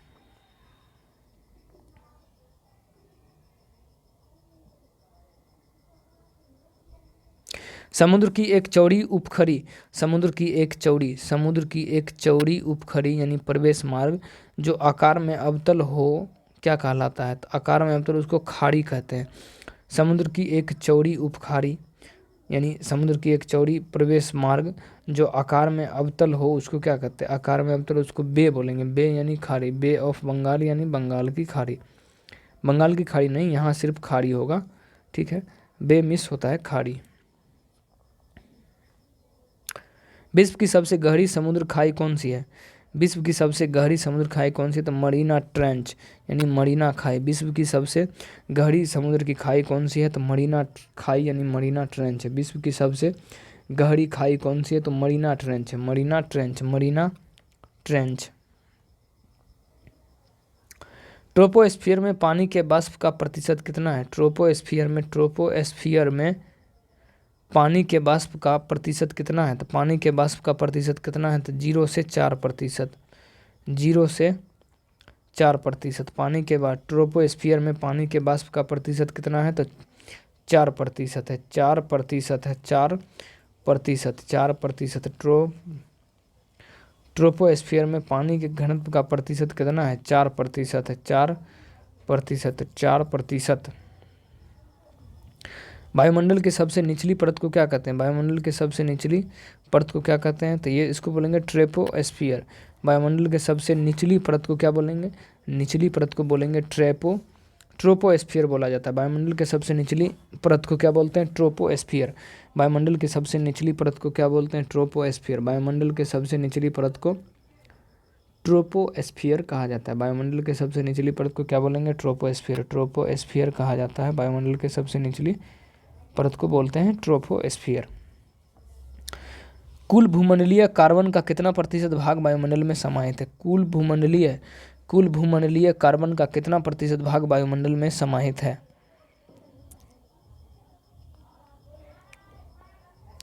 तो 1%। कुल भूमंडलीय कार्बन का कितना प्रतिशत भाग वायुमंडल में समाहित है? तो 1% भाग जो है कुल भूमंडलीय कार्बन का कितना प्रतिशत भाग जो है वायुमंडल में है? तो 1%। कितना? तो 1%।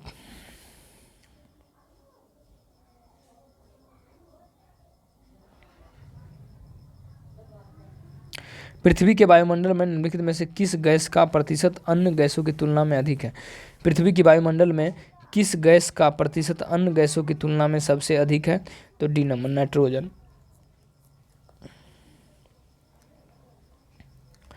जलवायु और मौसम। जलवायु और मौसम में होने वाले सभी परिवर्तन। जलवायु और मौसम में होने वाले सभी परिवर्तन वायुमंडल की किस संस्तर में होते हैं? वायुमंडल की किस संस्तर में होते हैं? तो क्षोभ मंडल में होते हैं। किस मंडल में? क्षोभ मंडल में होते हैं। क्षोभ मंडल में होते हैं। क्षोभ मंडल। जलवायु और मौसम में होने वाला सभी परिवर्तन वायुमंडल के किस समांतर में, किस संस्तर में होते हैं? तो क्षोभ मंडल में होते हैं। क्षोभ मंडल में होते हैं। क्षोभ मंडल में होते हैं।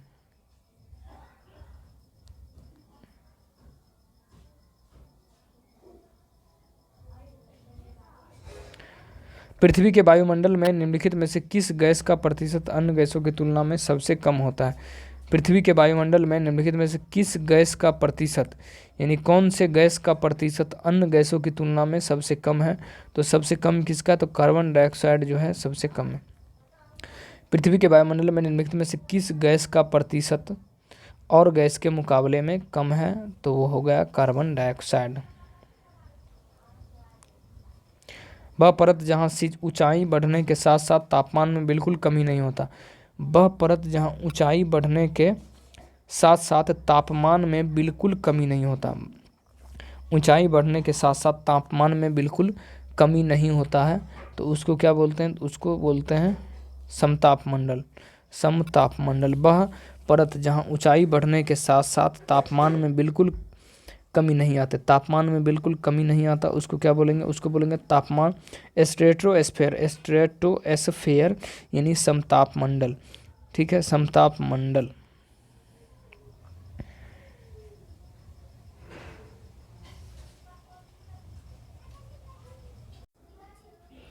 तो देखिए, पृथ्वी के वायुमंडल की किस परत में ओजोन परत जो है होती है? पृथ्वी की कौन सी ऐसी वायुमंडल है जिसमें ओजोन परत होती है? तो ओजोन परत जो होती है वो होती है समतापमंडल में। ओजोन परत किस मंडल में होती है? तो समतापमंडल में होती है। समतापमंडल में, समतापमंडल। स्ट्रेटोस्फेयर। स्ट्रेटो इसको बोलेंगे स्ट्रेटोस्फेयर। समतापमंडल को स्ट्रेटोस्फेयर बोला जाता है। आयन मंडल को आयनोस्फेयर बोला जाता है।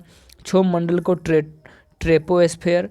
अब मेसोस्फेयर मध्यमंडल को, मेसोस्फेयर यानी मध्यमंडल, क्षोभ मंडल यानी ट्रोपोस्फेयर, और आयन मंडल यानी आयनोस्फेयर, और स्ट्रेटोस्फेयर यानी समताप मंडल बोला जाता है। वातावरण का वह स्तर जो इलेक्ट्रॉन्स और धनात्मक आयन के बीच अंशों को मिश्रण से बना है क्या कहलाता है? वातावरण का वह स्तर जो इलेक्ट्रॉन्स और धनात्मक आयन के कुछ अंशों के मिश्रण से बना है, उसको क्या बोले? उसको बोलते हैं आयनोस्फीयर। आयनोस्फीयर।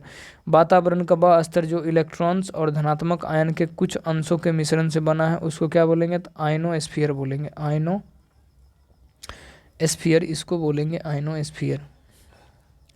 वायुमंडल की किस परत में ओजोन परत पाई जाती है? वायुमंडल की किस परत में ओजोन परत पाई जाती है? वायुमंडल की किस परत में ओजोन परत जो है पाई जाती है? तो ओजोन परत जो है पाई जाती है समताप मंडल में। समताप मंडल में ओजोन परत पाई जाती है। किसमें? तो समताप मंडल में। समताप मंडल यानी स्ट्रेटोस्फेयर, स्ट्रेटोस्फेयर में पाई जाती है ओजोन मंडल। वातावरण की सबसे गर्म परत जो है कौन सी होती है? सबसे गर्म परत कौन सी होती है? तो थर्मोस्फीयर। थर्मोस्फीयर जो है वातावरण की सबसे गर्म परत जो होती है वो कौन सी होती है? तो थर्मोस्फीयर जो है वातावरण की सबसे गर्म होती है। थर्मोस्फीयर वातावरण की सबसे गर्म होती है। थर्मोस्फीयर वातावरण में सबसे क्या होता है? गर्म होता है। थर्मोस्फीयर वातावरण में सबसे गर्म कौन होता है? वातावरण में सबसे गर्म कौन होता है? थर्मोस्फीयर। आयनोस्फीयर वायुमंडल की किन दो परतों का अतिव्यापक करता है? आयनोस्फीयर वायुमंडल की किन दो परतों का अतिव्यापक करता है?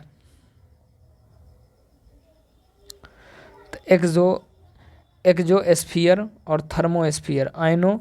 एक्सोस्फीयर और थर्मोस्फीयर, एक्सोस्फीयर और थाइनोस्फीयर। निम्नलिखित में से कौन सा वायुमंडल की सबसे ऊपरी परत है? वायुमंडल की सबसे ऊपरी परत कौन है? वायुमंडल की सबसे ऊपरी परत जो होता है वो कौन होता है? वायुमंडल की सबसे ऊपरी परत कौन होता है? तो बहिर्मंडल। वायुमंडल के सबसे ऊपरी परत को क्या कहते हैं? बहिर्मंडल यानी एक्सोस्फीयर। वायुमंडल की सबसे ऊपरी परत जो है क्या कहलाता है? वायुमंडल की सबसे ऊपरी परत को क्या बोलेंगे? बहिर्मंडल या बहिर्मंडल। यानी सबसे ऊपरी परत जो कौन सा होता है? तो वो होता है बहिर्मंडल। पृथ्वी से भेजी जाने वाली रेडियो तरंगें वायुमंडल के किस परत द्वारा पृथ्वी तक वापस लौट आती है? पृथ्वी से भेजी जाने वाली रेडियो तरंगें वायुमंडल के किस परत द्वारा पृथ्वी पर वापस आ जाती है? तो ये आयनमंडल द्वारा। अब देखिए, पृथ्वी से भेजी जाने वाली रेडियो तरंगें पृथ्वी के किस परत द्वारा पृथ्वी पर वापस भेजा जाता है? तो ये भेजा जाता है आयनमंडल के द्वारा।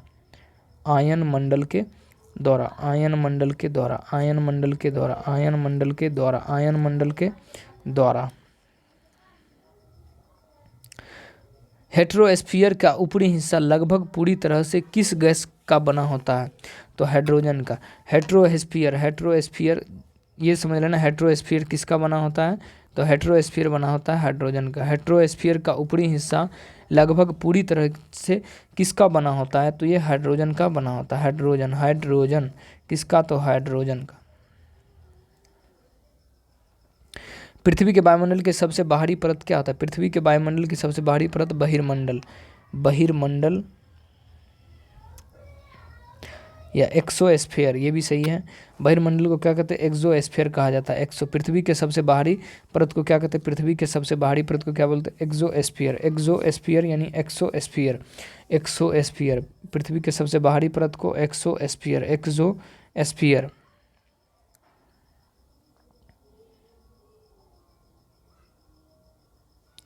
पथरीले रेगिस्तानों में एक दिशा में लगातार चलने वाली हवाएं क्या बनाती है? पथरीले रेगिस्तान में एक दिशा में लगातार चलने वाली हवाएं क्या? तो यार डंग बनाती है। पथरीले रेगिस्तान में एक दिशा में लगातार चलने वाली हवाएं क्या बनाती है? तो यार डंग। निम्नलिखित में से कौन सी हवाएं भूमध्य सागर से भारत के उत्तर पश्चिम भाग की ओर चलती है? निम्नलिखित में से कौन सी हवाएं भूमध्य सागर से भारत के उत्तर पश्चिम भाग की ओर चलती है? तो ये कौन सी चलती है? तो पश्चिमी विक्षोभ जो है उत्तर से पश्चिम की ओर चलती है। पश्चिमी विक्षोभ किधर से किधर चलती है? तो भूमध्य सागर से भारत के उत्तर पश्चिम की ओर चलती है।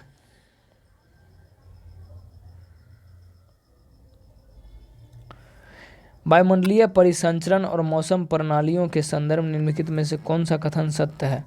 वायुमंडलीय परिसंचरण और मौसम प्रणालियों के संदर्भ निम्नलिखित में से कौन सा कथन असत्य है? तो कौन सा कथन है जो असत्य है? तो असत्य जो है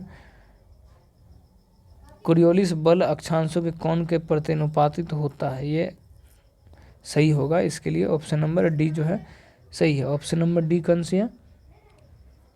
ऑप्शन नंबर डी। अब देखते हैं सूची 1 और सूची 2 को मिलाना है। उत्तर अंकित कीजिए। ठीक है, देखिए चिनूक कहाँ के लिए है, तो चिनूक जो है किसके लिए, तो चिनूक कहाँ में, तो अमेरिका में। चिनूक कहाँ में है, तो अमेरिका। चिनूक कहाँ आता है, तो अमेरिका में। चिनूक कहाँ है, अमेरिका। चिनूक कहाँ में है, तो अमेरिका में। चिनूक है अमेरिका। चिनूक कहाँ है, चिनूक के लिए कौन सा, तो अमेरिका। चिनूक है अमेरिका, ठीक है। 1 का 3, चिनूक अमेरिका। देखिए फोन, फोन की यदि बात करें तो फोन अल्पस। अल्पस फोन कहाँ किसके लिए, तो फोन अल्पस के लिए। फोन किसके लिए, तो अल्पस। फोन हो गया, अल्पस हो गया। चिनूक हो गया अमेरिका, फोन हो गया अल्पस। और सिराको, सिराको किसके लिए, तो सिराक हो गया मिंद। सिराक हो गया मिंद यानी इजिप्ट में, ठीक है। मिस्र हो गया मिस्र, ठीक है। सिराको कहाँ का, इजिप्ट यानी मिस्र। सिराको कहाँ का संबंध है, सिराको का संबंध कहाँ से, तो इजिप्ट से। लू का संबंध जो है, लू का यदि हम देखें तो लू हो गया भारत। लू हो गया क्या, भारत। लू का भारत, लू का भारत यानी ये क्या है, लू, ठीक है। लू कहाँ का है, तो भारत का है। फोन कहाँ का है, फोन कहाँ का है, तो फोन, फोन हो गया अल्पास का, अल्पास का। और चिनूक कहाँ का, तो चिनूक है अमेरिका का। चिनूक हो गया अमेरिका। सिराको कहाँ का, तो सिराक हो गया मिस्र का।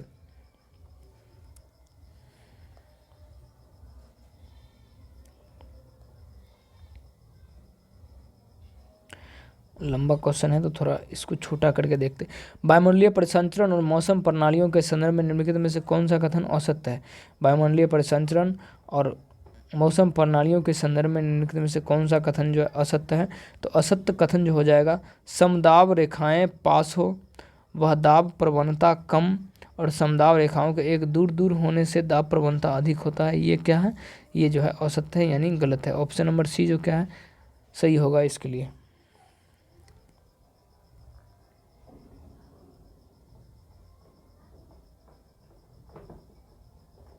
इनमें से कौन सा कथन जो है वो सत्य है, सत्य कथन कौन सा है, तो इसका जो सही कथन हो जाएगा बी नंबर। बी क्या है, उत्तरी गोलार्ध में चक्रवाती दबाव में हवाएं वामवर्त दिशा में चलती है।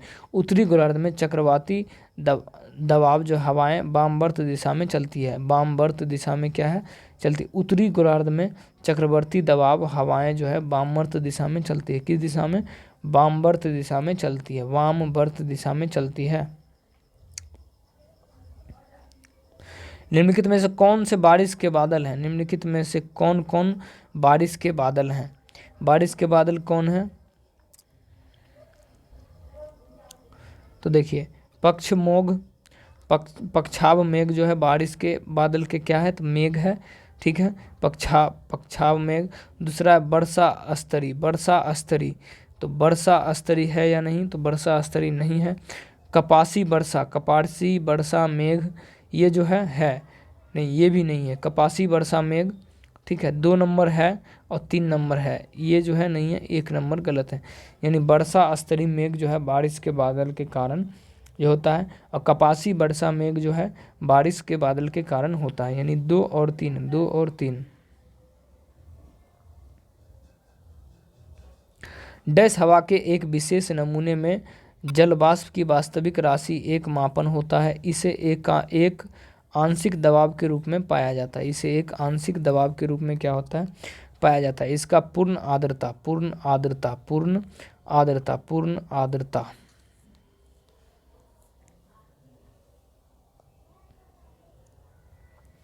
अब देखते हैं 141 नंबर प्रश्न को हम।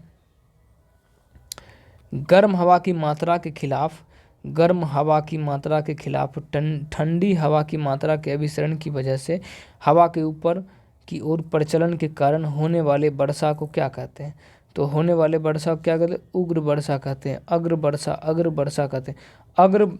अग्र वर्षा गर्म होने की मात्रा में या गर्म होने की मात्रा के खिलाफ ठंडी हवा की मात्रा के अभिसरण के वजह से हवा के ऊपर की ओर चलने के कारण होने वाली वर्षा को क्या बोलते हैं, तो होने वाली जो वर्षा है उसको बोलेंगे अग्र वर्षा। अग्र वर्षा उसको कहा जाता है।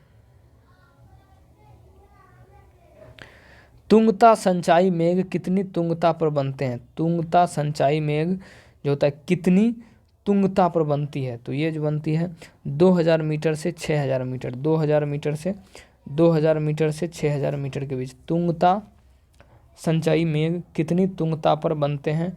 तो बनते हैं 2000 मीटर से 6000 मीटर, 2000 मीटर से 6000 मीटर। प्रकृति में पानी का सबसे शुद्ध रूप क्या है? प्रकृति में पानी का सबसे शुद्ध रूप क्या है? तो वर्षा का जल। प्रकृति में पानी का सबसे शुद्ध रूप क्या है? तो वर्षा का जल जो है सबसे शुद्ध रूप हुआ। वर्षा का जल जो है सबसे शुद्ध रूप हुआ। वर्षा का जल सबसे शुद्ध रूप हुआ, रेन वाटर। भूमध्यवर्ती क्षेत्रों में गहन वाष्प के कारण होने वाले वर्षा को क्या बोलते हैं? भूमध्यवर्ती क्षेत्रों में गहन वाष्प के कारण होने वाले वर्षा, भूमध्यवर्ती क्षेत्र में गहन वाष्प के कारण होने वाले वर्षा को क्या बोलते हैं? तो गहन वाष्प के कारण जो होने वाला जो वर्षा होता है तो उसको हम बोलेंगे संवहनीय वर्षा। संवहनीय वर्षा उसको बोलेंगे, संवहनीय वर्षा। संवहनीय वर्षा उसको हम बोलेंगे। कौन सी वर्षा? संवहनीय वर्षा उसको हम बोलेंगे। निम्नलिखित में से कौन सी प्रक्रिया वर्षा होने के लिए जिम्मेदार है? वर्षा होने के लिए जो कौन सी प्रक्रिया है जो जिम्मेदार है? तो ये जो है बाष्पीकरण और संघनन की प्रक्रिया। वर्षा होने के लिए जो जिम्मेदार होती है वो बाष्पीकरण और संघनन। बाष्पीकरण और संघनन। हिमपात के एक साथ होने की अव्यवस्था। हिमपात के एक साथ होने की अव्यवस्था को क्या कहते हैं? तो इसको हम क्या बोलेंगे? बर्फीले बारिश बोलेंगे। बर्फीले बारिश यानी एस्लीट। हिमपात के बारिश और हिमपात के एक साथ होने की व्यवस्था को हम क्या बोलेंगे? तो इसको ही बर्फीली बारिश बोलेंगे। बारिश और हिमपात के एक साथ होने की अवस्था को क्या बोलेंगे? इसको हम बोलेंगे बर्फीली बारिश।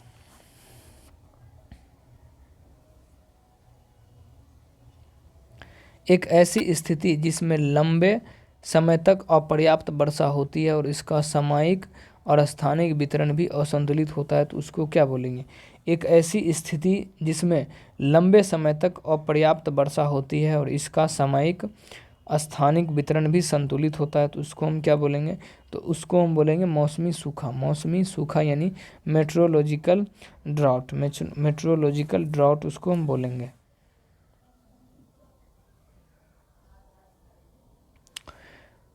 समुद्र जल वर्षा के जल की अपेक्षा अधिक लवण वाला होता है। समुद्र जल जो होता है वर्षा की जल की अपेक्षा अधिक लवण वाला होता है। क्योंकि नदियाँ जो है पृथ्वी से लवण बहाकर ले जाती है और समुद्र में डाल देती हैं। क्योंकि नदियाँ पृथ्वी से लवण बहाकर ले जाती है और समुद्र में जाकर छोड़ देती है।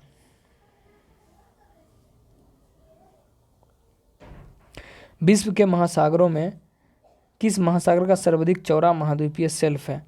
किस महासागर का? तो आर्कटिक महासागर। अब देखिए विश्व के महासागरों में, दुनिया के महासागरों में किस महासागर का सबसे ज़्यादा चौड़ा महाद्वीपीय शेल्फ है? तो आर्कटिक महासागर सबसे चौड़ा। आर्कटिक महासागर सबसे चौड़ा कौन है? तो आर्कटिक महासागर। हिंद महासागर की सबसे गहरी खाई कौन सी है? हिंद महासागर की सबसे गहरी खाई कौन सी है? तो जावा खाई। हिंद महासागर की सबसे गहरी खाई कौन सी? हिंद महासागर की सबसे गहरी खाई कौन सी है? तो जावा की जो खाई है वो हिंद महासागर की सबसे गहरी खाई है। हिंद महासागर की सबसे गहरी खाई कौन सी है? तो जावा की खाई। हिंद महासागर की सबसे गहरी खाई कौन सी है? तो जावा की खाई जो है हिंद महासागर की सबसे गहरी खाई है। जिब्राल्टर जल डमरू मध्य किन को जोड़ता है? जिब्राल्टर जल डमरू मध्य जो होता है जिब्राल्टर जल डमरू मध्य किन को जोड़ता है? तो ये जो है जोड़ता है अटलांटिक महासागर और भूमध्य सागर को। जिब्राल्टर जल डमरू मध्य किन को जोड़ता है? जिब्राल्टर जल डमरू मध्य किन को जोड़ता है? तो अटलांटिक महासागर और भूमध्य सागर को। जिब्राल्टर जल डमरू मध्य किन को जोड़ता है? जिब्राल्टर जल डमरू मध्य किन को जोड़ता है? तो अटलांटिक महासागर को और भूमध्य सागर को जोड़। जिब्राल्टर अटलांटिक महासागर को और भूमध्य सागर को क्या करता है? ये जो है जोड़ता है। गर्म एवं ठंडी समुद्र धाराएं किसके कारण चलती है? गर्म एवं ठंडी समुद्र जो धाराएं हैं वो किनके कारण चलती हैं? तो पृथ्वी के घूर्णन के कारण, ये भी से प्रचलित हवाओं के कारण, ये भी सही है, और समुद्री जल के घनत्व में परिवर्तन के कारण, ये भी सही है। तो देखिए फिर से देखते हैं, गर्म और ठंडी समुद्री धाराएं किसके कारण चलती है? तो गर्म हो या ठंडी, पृथ्वी के घूर्णन के कारण भी चलती है, प्रचलित हवाओं के कारण भी चलती है, और समुद्री जल के घनत्व के कारण भी चलती है। समुद्री घनत्व के जल के कारण भी, प्रचलित हवाओं के कारण भी, और पृथ्वी के घूर्णन के कारण भी गर्म एवं ठंडी समुद्री धाराएं चलती है।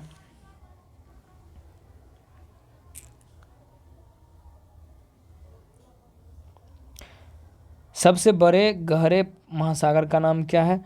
तो सबसे गहरे और महरे प्रशांत महासागर हैं, पैसिफिक सागर सबसे बड़े और सबसे गहरे प्रशांत महासागर है। ठीक है।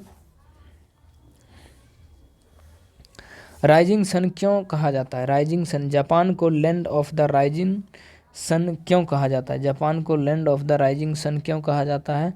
तो इसलिए कहा जाता है चूँकि जापान विश्व में ऐसा देश है जो पूर्व में सबसे अंतिम छोर पर है, अतः वह सूर्योदय सबसे पहले होता है।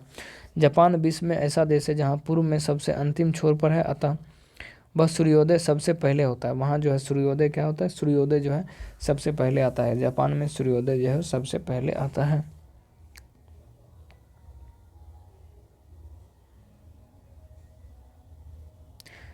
निम्नलिखित में से एड्रियाटिक की रानी किसको कही जाती है? एड्रियाटिक की रानी जो है किसको कही जाती है? तो वेनिस को एड्रियाटिक की रानी कही जाती है। वेनिस को एड्रियाटिक की रानी कही जाती है। वेनिस को एड्रियाटिक की रानी कही जाती है। एड्रियाटिक की रानी किसको कही जाती है? एड्रियाटिक की रानी किसको कही जाती है? एड्रियाटिक की रानी किसको कही जाती है? तो ये कहा जाता है किसको? वेनिस को। एड्रियाटिक की रानी किसको कही जाती है? वेनिस को कही जाती है। एड्रियाटिक की रानी किसको कही जाती है? वेनिस को कहा जाता है एड्रियाटिक की रानी। एड्रियाटिक की रानी किसको कही जाती है? तो वेनिस को कहा जाता है एड्रियाटिक की रानी। मध्यरात्रि के सूर्य की भूमि के नाम से किसको जाना जाता है? मध्यरात्रि के सूर्य की भूमि के नाम से किसको जाना जाता है? तो नॉर्वे को जाना जाता है। नॉर्वे को मध्यरात्रि के सूर्य की भूमि के नाम से जाना जाता है। किसको? ये जाना जाता है किसको? तो नॉर्वे को जाना जाता है।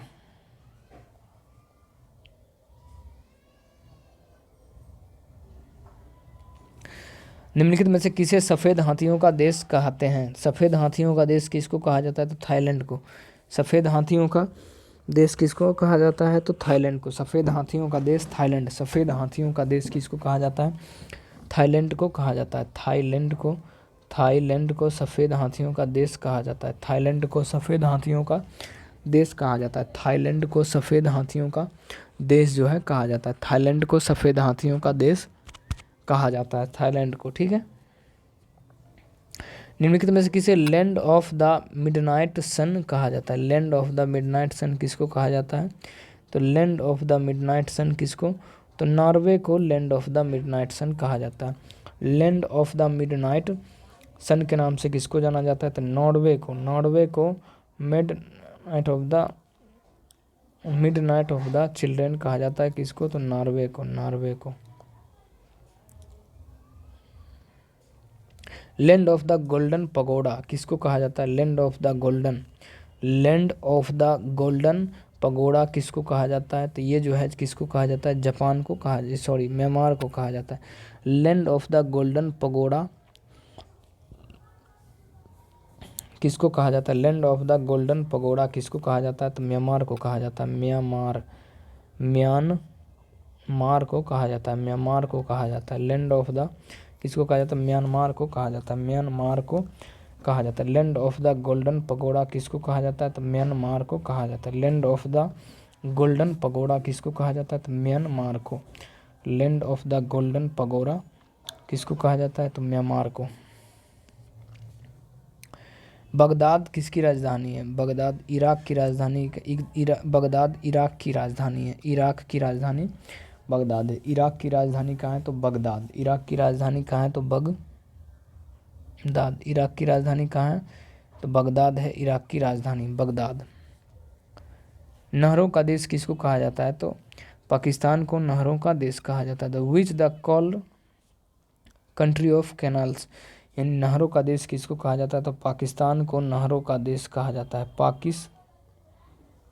पाकिस्तान को नहरों का देश कहा जाता है। पाकिस्तान को नहरों का देश कहा जाता है। पाकिस्तान को नहरों का क्या कहा जाता है? देश कहा जाता है। पाकिस्तान को नहरों का देश कहा जाता है। पाकिस्तान को क्या कहा जाता है?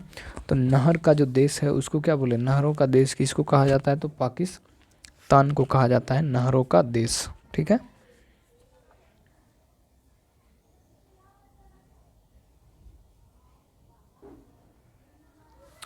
ओटावा किसकी राजधानी है? कनाडा की राजधानी कहाँ है? तो ओटावा राजधानी है कनाडा की। ओटावा राजधानी कहाँ का है? तो कनाडा की। कनाडा की राजधानी कहाँ है? तो ओटावा। कनाडा की राजधानी कहाँ है? ओटावा। फ्रांस की राजधानी कहाँ है? तो पेरिस। फ्रांस की राजधानी कहाँ है? तो Paris.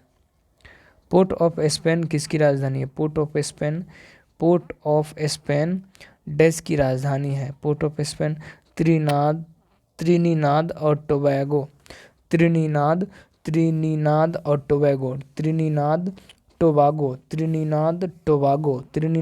Tobago port of Spain की राजधानी है। पोर्ट ऑफ स्पेन की राजधानी है। कनाडा की राजधानी क्या है? तो ओटावा। कनाडा की राजधानी क्या है? ओटावा। इटली की राजधानी कहाँ है? तो रोम है इटली की राजधानी। यूनान किसकी राजधानी? यूनान की राजधानी कहाँ है? तो यूनान की राजधानी एथेंस। यूनान की राजधानी कहाँ है? एथेंस। यूनान की राजधानी क्या है? तो एथेंस है। एथेंस।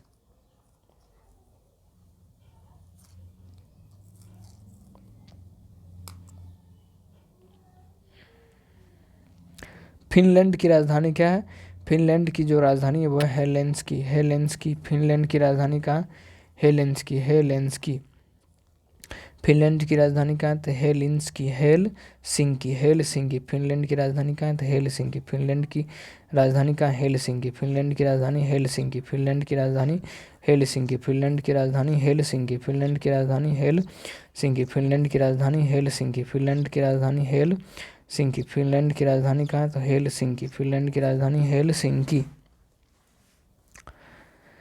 नॉर्वे की राजधानी क्या है? तो ओस्लो। नॉर्वे की राजधानी क्या है? तो ओस्लो। नॉर्वे की राजधानी ओस्लो। तुर्की की राजधानी क्या है? तो अंकारा। तुर्की की राजधानी अंकारा। तुर्की की राजधानी क्या है? तो अंकारा। तुर्की की राजधानी कहाँ है? तो अंकारा। तुर्की की राजधानी अंकारा। आयरलैंड की राजधानी कहाँ है? तो डबलिन है। आयरलैंड की राजधानी डबलिन। आयरलैंड की राजधानी कहाँ है? तो डबलिन। आयरलैंड की राजधानी डबलिन। न्यूजीलैंड राजधानी क्या है? न्यूजीलैंड की राजधानी क्या है? तो वेलिंगटन। न्यूजीलैंड की राजधानी वेलिंगटन। न्यूजीलैंड की राजधानी कहाँ है?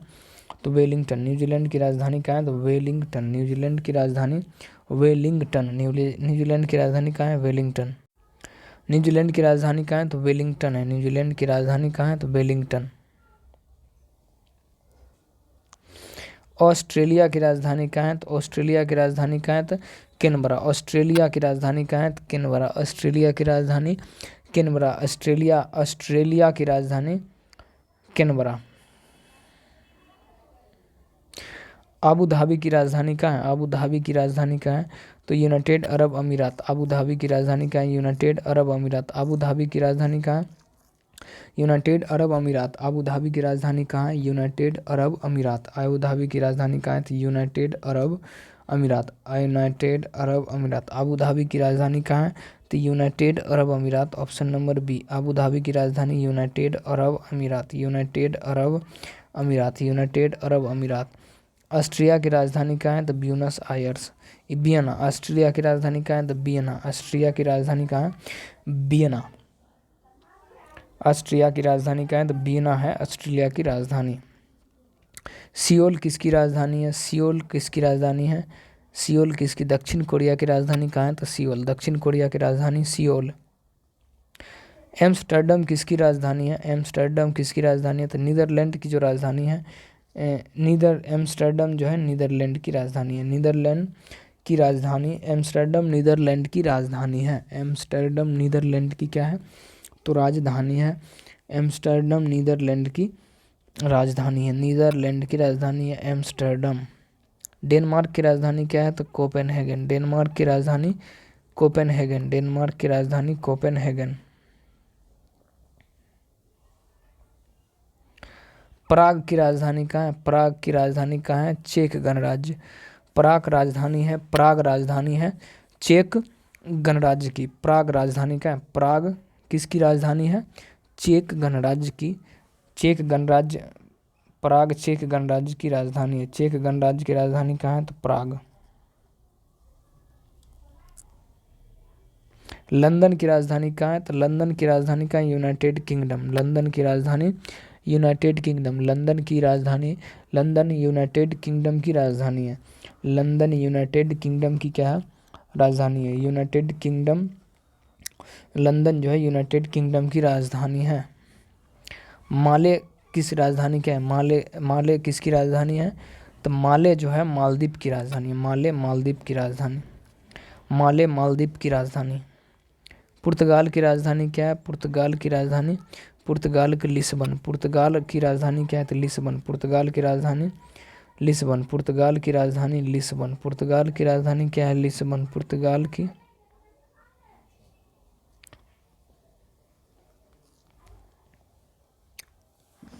मैड्रिड किसकी राजधानी है? मैड्रिड किसकी राजधानी है? स्पेन। मैड्रिड किसकी राजधानी? मैड्रिड स्पेन की राजधानी। स्पेन की राजधानी, स्पेन की राजधानी कहाँ? तो मैड्रिड। स्पेन की राजधानी कहाँ है? मैड्रिड। स्पेन की राजधानी है मैड्रिड। स्पेन की राजधानी है मैड्रिड। स्पेन की राजधानी है मैड्रिड। स्पेन की राजधानी कहाँ है? तो मैड्रिड जो है स्पेन की राजधानी है। मैड्रिड स्पेन की राजधानी मैड्रिड। स्पेन की राजधानी कहाँ है? मैड्रिड। मैड्रिड स्पेन की राजधानी है। प्योंगयांग, प्योंगयांग किसकी राजधानी है? तो उत्तर कोरिया की राजधानी। प्योंगयांग उत्तर कोरिया की राजधानी है। प्योंगयांग उत्तर कोरिया की राजधानी है। प्योंगयांग जो है उत्तर कोरिया की राजधानी है। उत्तर कोरिया की राजधानी कहाँ है? तो प्योंगयांग। प्योंगयांग उत्तर कोरिया की राजधानी है। उत्तर कोरिया यानी नॉर्थ कोरिया, नॉर्थ कोरिया, ठीक है। अर्जेंटीना की राजधानी क्या? तो ब्यूनस आयर्स। अर्जेंटीना की राजधानी कहाँ है? तो ब्यूनस आयर्स। अर्जेंटीना की राजधानी कहाँ है? Buenos Aires. अर्जेंटीना की राजधानी है Buenos Aires. Buenos Aires Argentina की राजधानी कहाँ है? तो ब्यूनस आयर्स। अर्जेंटीना की राजधानी कहाँ है? Buenos Aires. पृथ्वी पर सबसे शुष्क स्थान कौन सा है? पृथ्वी पर सबसे शुष्क स्थान जो है वो कौन? सबसे शुष्क स्थान पृथ्वी पर कौन सा है? तो चिली। शुष्क स्थान पृथ्वी पर सबसे कौन है? शुष्क स्थान कौन? तो चिली। सबसे शुष्क स्थान पृथ्वी पर चिली, चिली, चिली, चिली। पृथ्वी पर सबसे शुष्क स्थान कौन सा है? तो चिली, चिली। म्यांमार की राजधानी कहाँ है? म्यांमार की राजधानी कहाँ है? तो नेपदीव, नेप्पीदीव। म्यांमार की राजधानी कहाँ है? तो नेप्पीदाव, नेप्पीदाव। म्यांमार की राजधानी कहाँ है? तो नेप्पीदाव। पृथ्वी म्यांमार की राजधानी कहाँ है? तो नेप्पीदाव। म्यांमार की राजधानी कहाँ है? तो नेप्पीदाव। म्यांमार की राजधानी नेप्पीदाव, नेप्पीदाव, नेप्पीदाव। गोबी मरुस्थल विश्व का सबसे बड़ा मरुस्थल है। गोबी मरुस्थल जो है, मरुस्थल विश्व का सबसे बड़ा मरुस्थल है। इसका एक भाग निम्नलिखित में से किस देश में आता है? तो मंगोलिया में आता है। गोबी मरुस्थल कहाँ है? मंगोलुआ में। मंगोलुआ, मंगोलिया, ठीक है, मंगोलिया में। कहाँ में है? तो मंगोलिया में है। गोबी मरुस्थल कहाँ में है? गोबी मरुस्थल विश्व की सबसे बड़ी मरुस्थल है। इसका एक भाग निम्नलिखित में से किस देश में आता है? तो इसका एक भाग जो है ना मंगोलिया में आता है। कहाँ में आता है? मंगोलिया में आता है। मंगोलिया में आता है। मंगोलिया में आता है।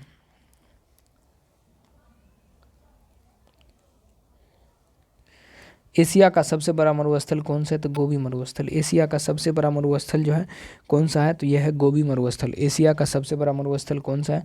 गोबी मरुस्थल। अगर आपने यहाँ तक आया तो हमारे चैनल को ज़रूर सब्सक्राइब करें, ठीक है। और एक चैनल, एक अच्छी वीडियो अगर है ये तो लाइक ज़रूर कर दें, सब्सक्राइब ज़रूर कर दें, ठीक है। फिर देखते हैं अगले वीडियो की तरफ, अगले क्वेश्चन की तरफ। एशिया का सबसे बड़ा मरुस्थल कौन सा है? तो एशिया का जो सबसे बड़ा मरुस्थल है वो है गोबी मरुस्थल। गोबी मरुस्थल जो है एशिया का सबसे बड़ा मरुस्थल है। निम्न में से कौन सी सीमा रेखा रेड क्लिफ रेखा कहलाती है? तो रेड क्लिफ जो होता है, रेड क्लिफ किसको? तो भारत और पाकिस्तान के बीच, भारत और पाकिस्तान के बीच की जो रेखा है उसको क्या बोलेंगे? Red Cliff. भारत और पाकिस्तान के बीच, भारत और पाकिस्तान के बीच वाली रेखा क्या है? रेड क्लिफ कहलाती है। सियाचिन ग्लेशियर को लेकर किन देशों के बीच विवाद है? तो भारत और पाकिस्तान के बीच विवाद है सियाचिन ग्लेशियर को लेकर। सियाचिन ग्लेशियर को लेकर किन देशों के बीच विवाद है? तो यह विवाद जो है कहाँ? तो भारत और पाकिस्तान के बीच विवाद है सियाचिन ग्लेशियर को लेकर।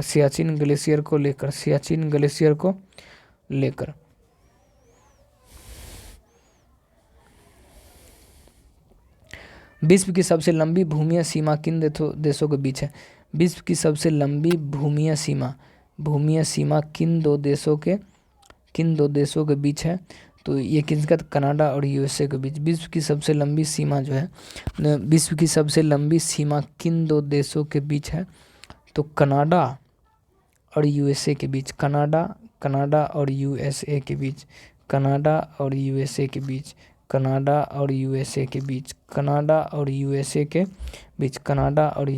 बीच, ठीक है, सबसे लंबी सीमा। सोज नहर किन देशों में है? सोज नहर किन देश में है? सोज नहर जो है किन देश में है? सोज नहर किन देश में है?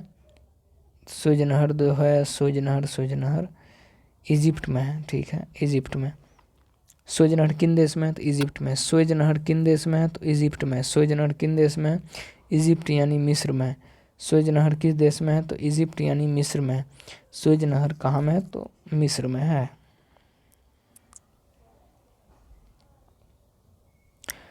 निम्नलिखित में से कौन सा इराकी शहर टिग्रिस नदी के किनारे बसा हुआ है?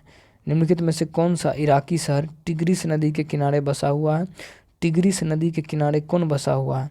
तो टिग्रिस नदी के जो किनारे बगदाद बसा हुआ है। बगदाद। चीन का दुख कहा जाता है? किसको चीन का दुख कहा जाता है? तो हुआंग को। हुआंग हो को चीन का दुख कहा जाता है। हुआंग हो चीन का दुख कहा जाता है। स्वेज नहर किसको मिलाती है? स्वेज नहर जो है किसको मिलाती है? तो स्वेज नहर जो है लाल सागर को भूमध्य सागर से मिलाती है। स्वेज नहर किसको मिलाती है? तो लाल सागर को भूमध्य सागर से मिलाती है स्वेज नहर। लाल सागर को भूमध्य सागर से मिलाती है कौन? तो स्वेज नहर जो है मिलाती है, लाल सागर को भूमध्य सागर से मिलाती है। लेना नदी किस देश से होकर बहती है? लेना नदी किस देश से होकर बहती है? तो रूस से होकर बहती है। लेना नदी किस देश से होकर बहती है? तो रूस से होकर बहती है। लेना नदी किस देश से होकर बहती है? लेना नदी किस देश से होकर बहती है? तो रूस से होकर बहती है। लेना नदी किस देश से होकर बहती है? तो रूस से होकर बहती है। रसिया यानी रूस से होकर। येलो नदी निम्नलिखित में से लेना नदी है रूस से बहकर। येलो नदी किन देशों से गुजरती है? येलो नदी किन देश से गुजरती है? तो चाइना से गुजरती है, चीन से गुजरती है। येल नदी किन देश से होकर गुजरती है? येल नदी जो है किन देश से गुजरती है? तो चीन से होकर गुजरती है। डैश वनों में वृक्ष एक निश्चित मौसम में अपने पत्तों का त्याग कर देता है,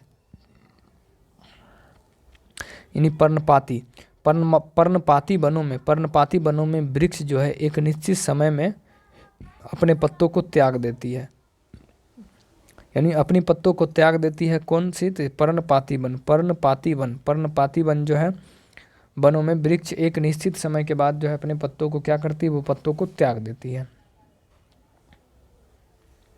वर्षा वन में किसी पेड़ के छत्र के नीचे जो वनस्पति उगती है उसे क्या कहते हैं? वर्षा वन में किसी पेड़ के छत्र के नीचे जो वनस्पति उगती है उसको क्या बोलते हैं? उसके बोलते हैं अंडर स्टोरी बोलते हैं। वर्षा वन में किसी पेड़ के छत्र के नीचे जो वनस्पति उगती है, वर्षा वन में किसी पेड़ के नीचे छत्र के नीचे जो वनस्पति उगती है उसको क्या बोलते हैं? उसको बोलते हैं अंडर स्टोरी बोलते हैं। Under story.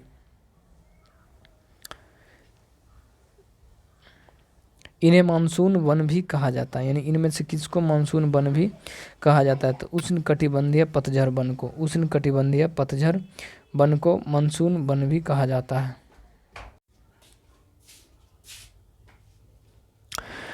सूची 1 और सूची 2 का मिलान कीजिए और सही उत्तर चिन्हित कीजिए। यानी सूची 1 और सूची 2 को क्या करना है? मिलाना है। पहले ऑप्शन क्वेश्चन तो दिखे, क्वेश्चन कहाँ है?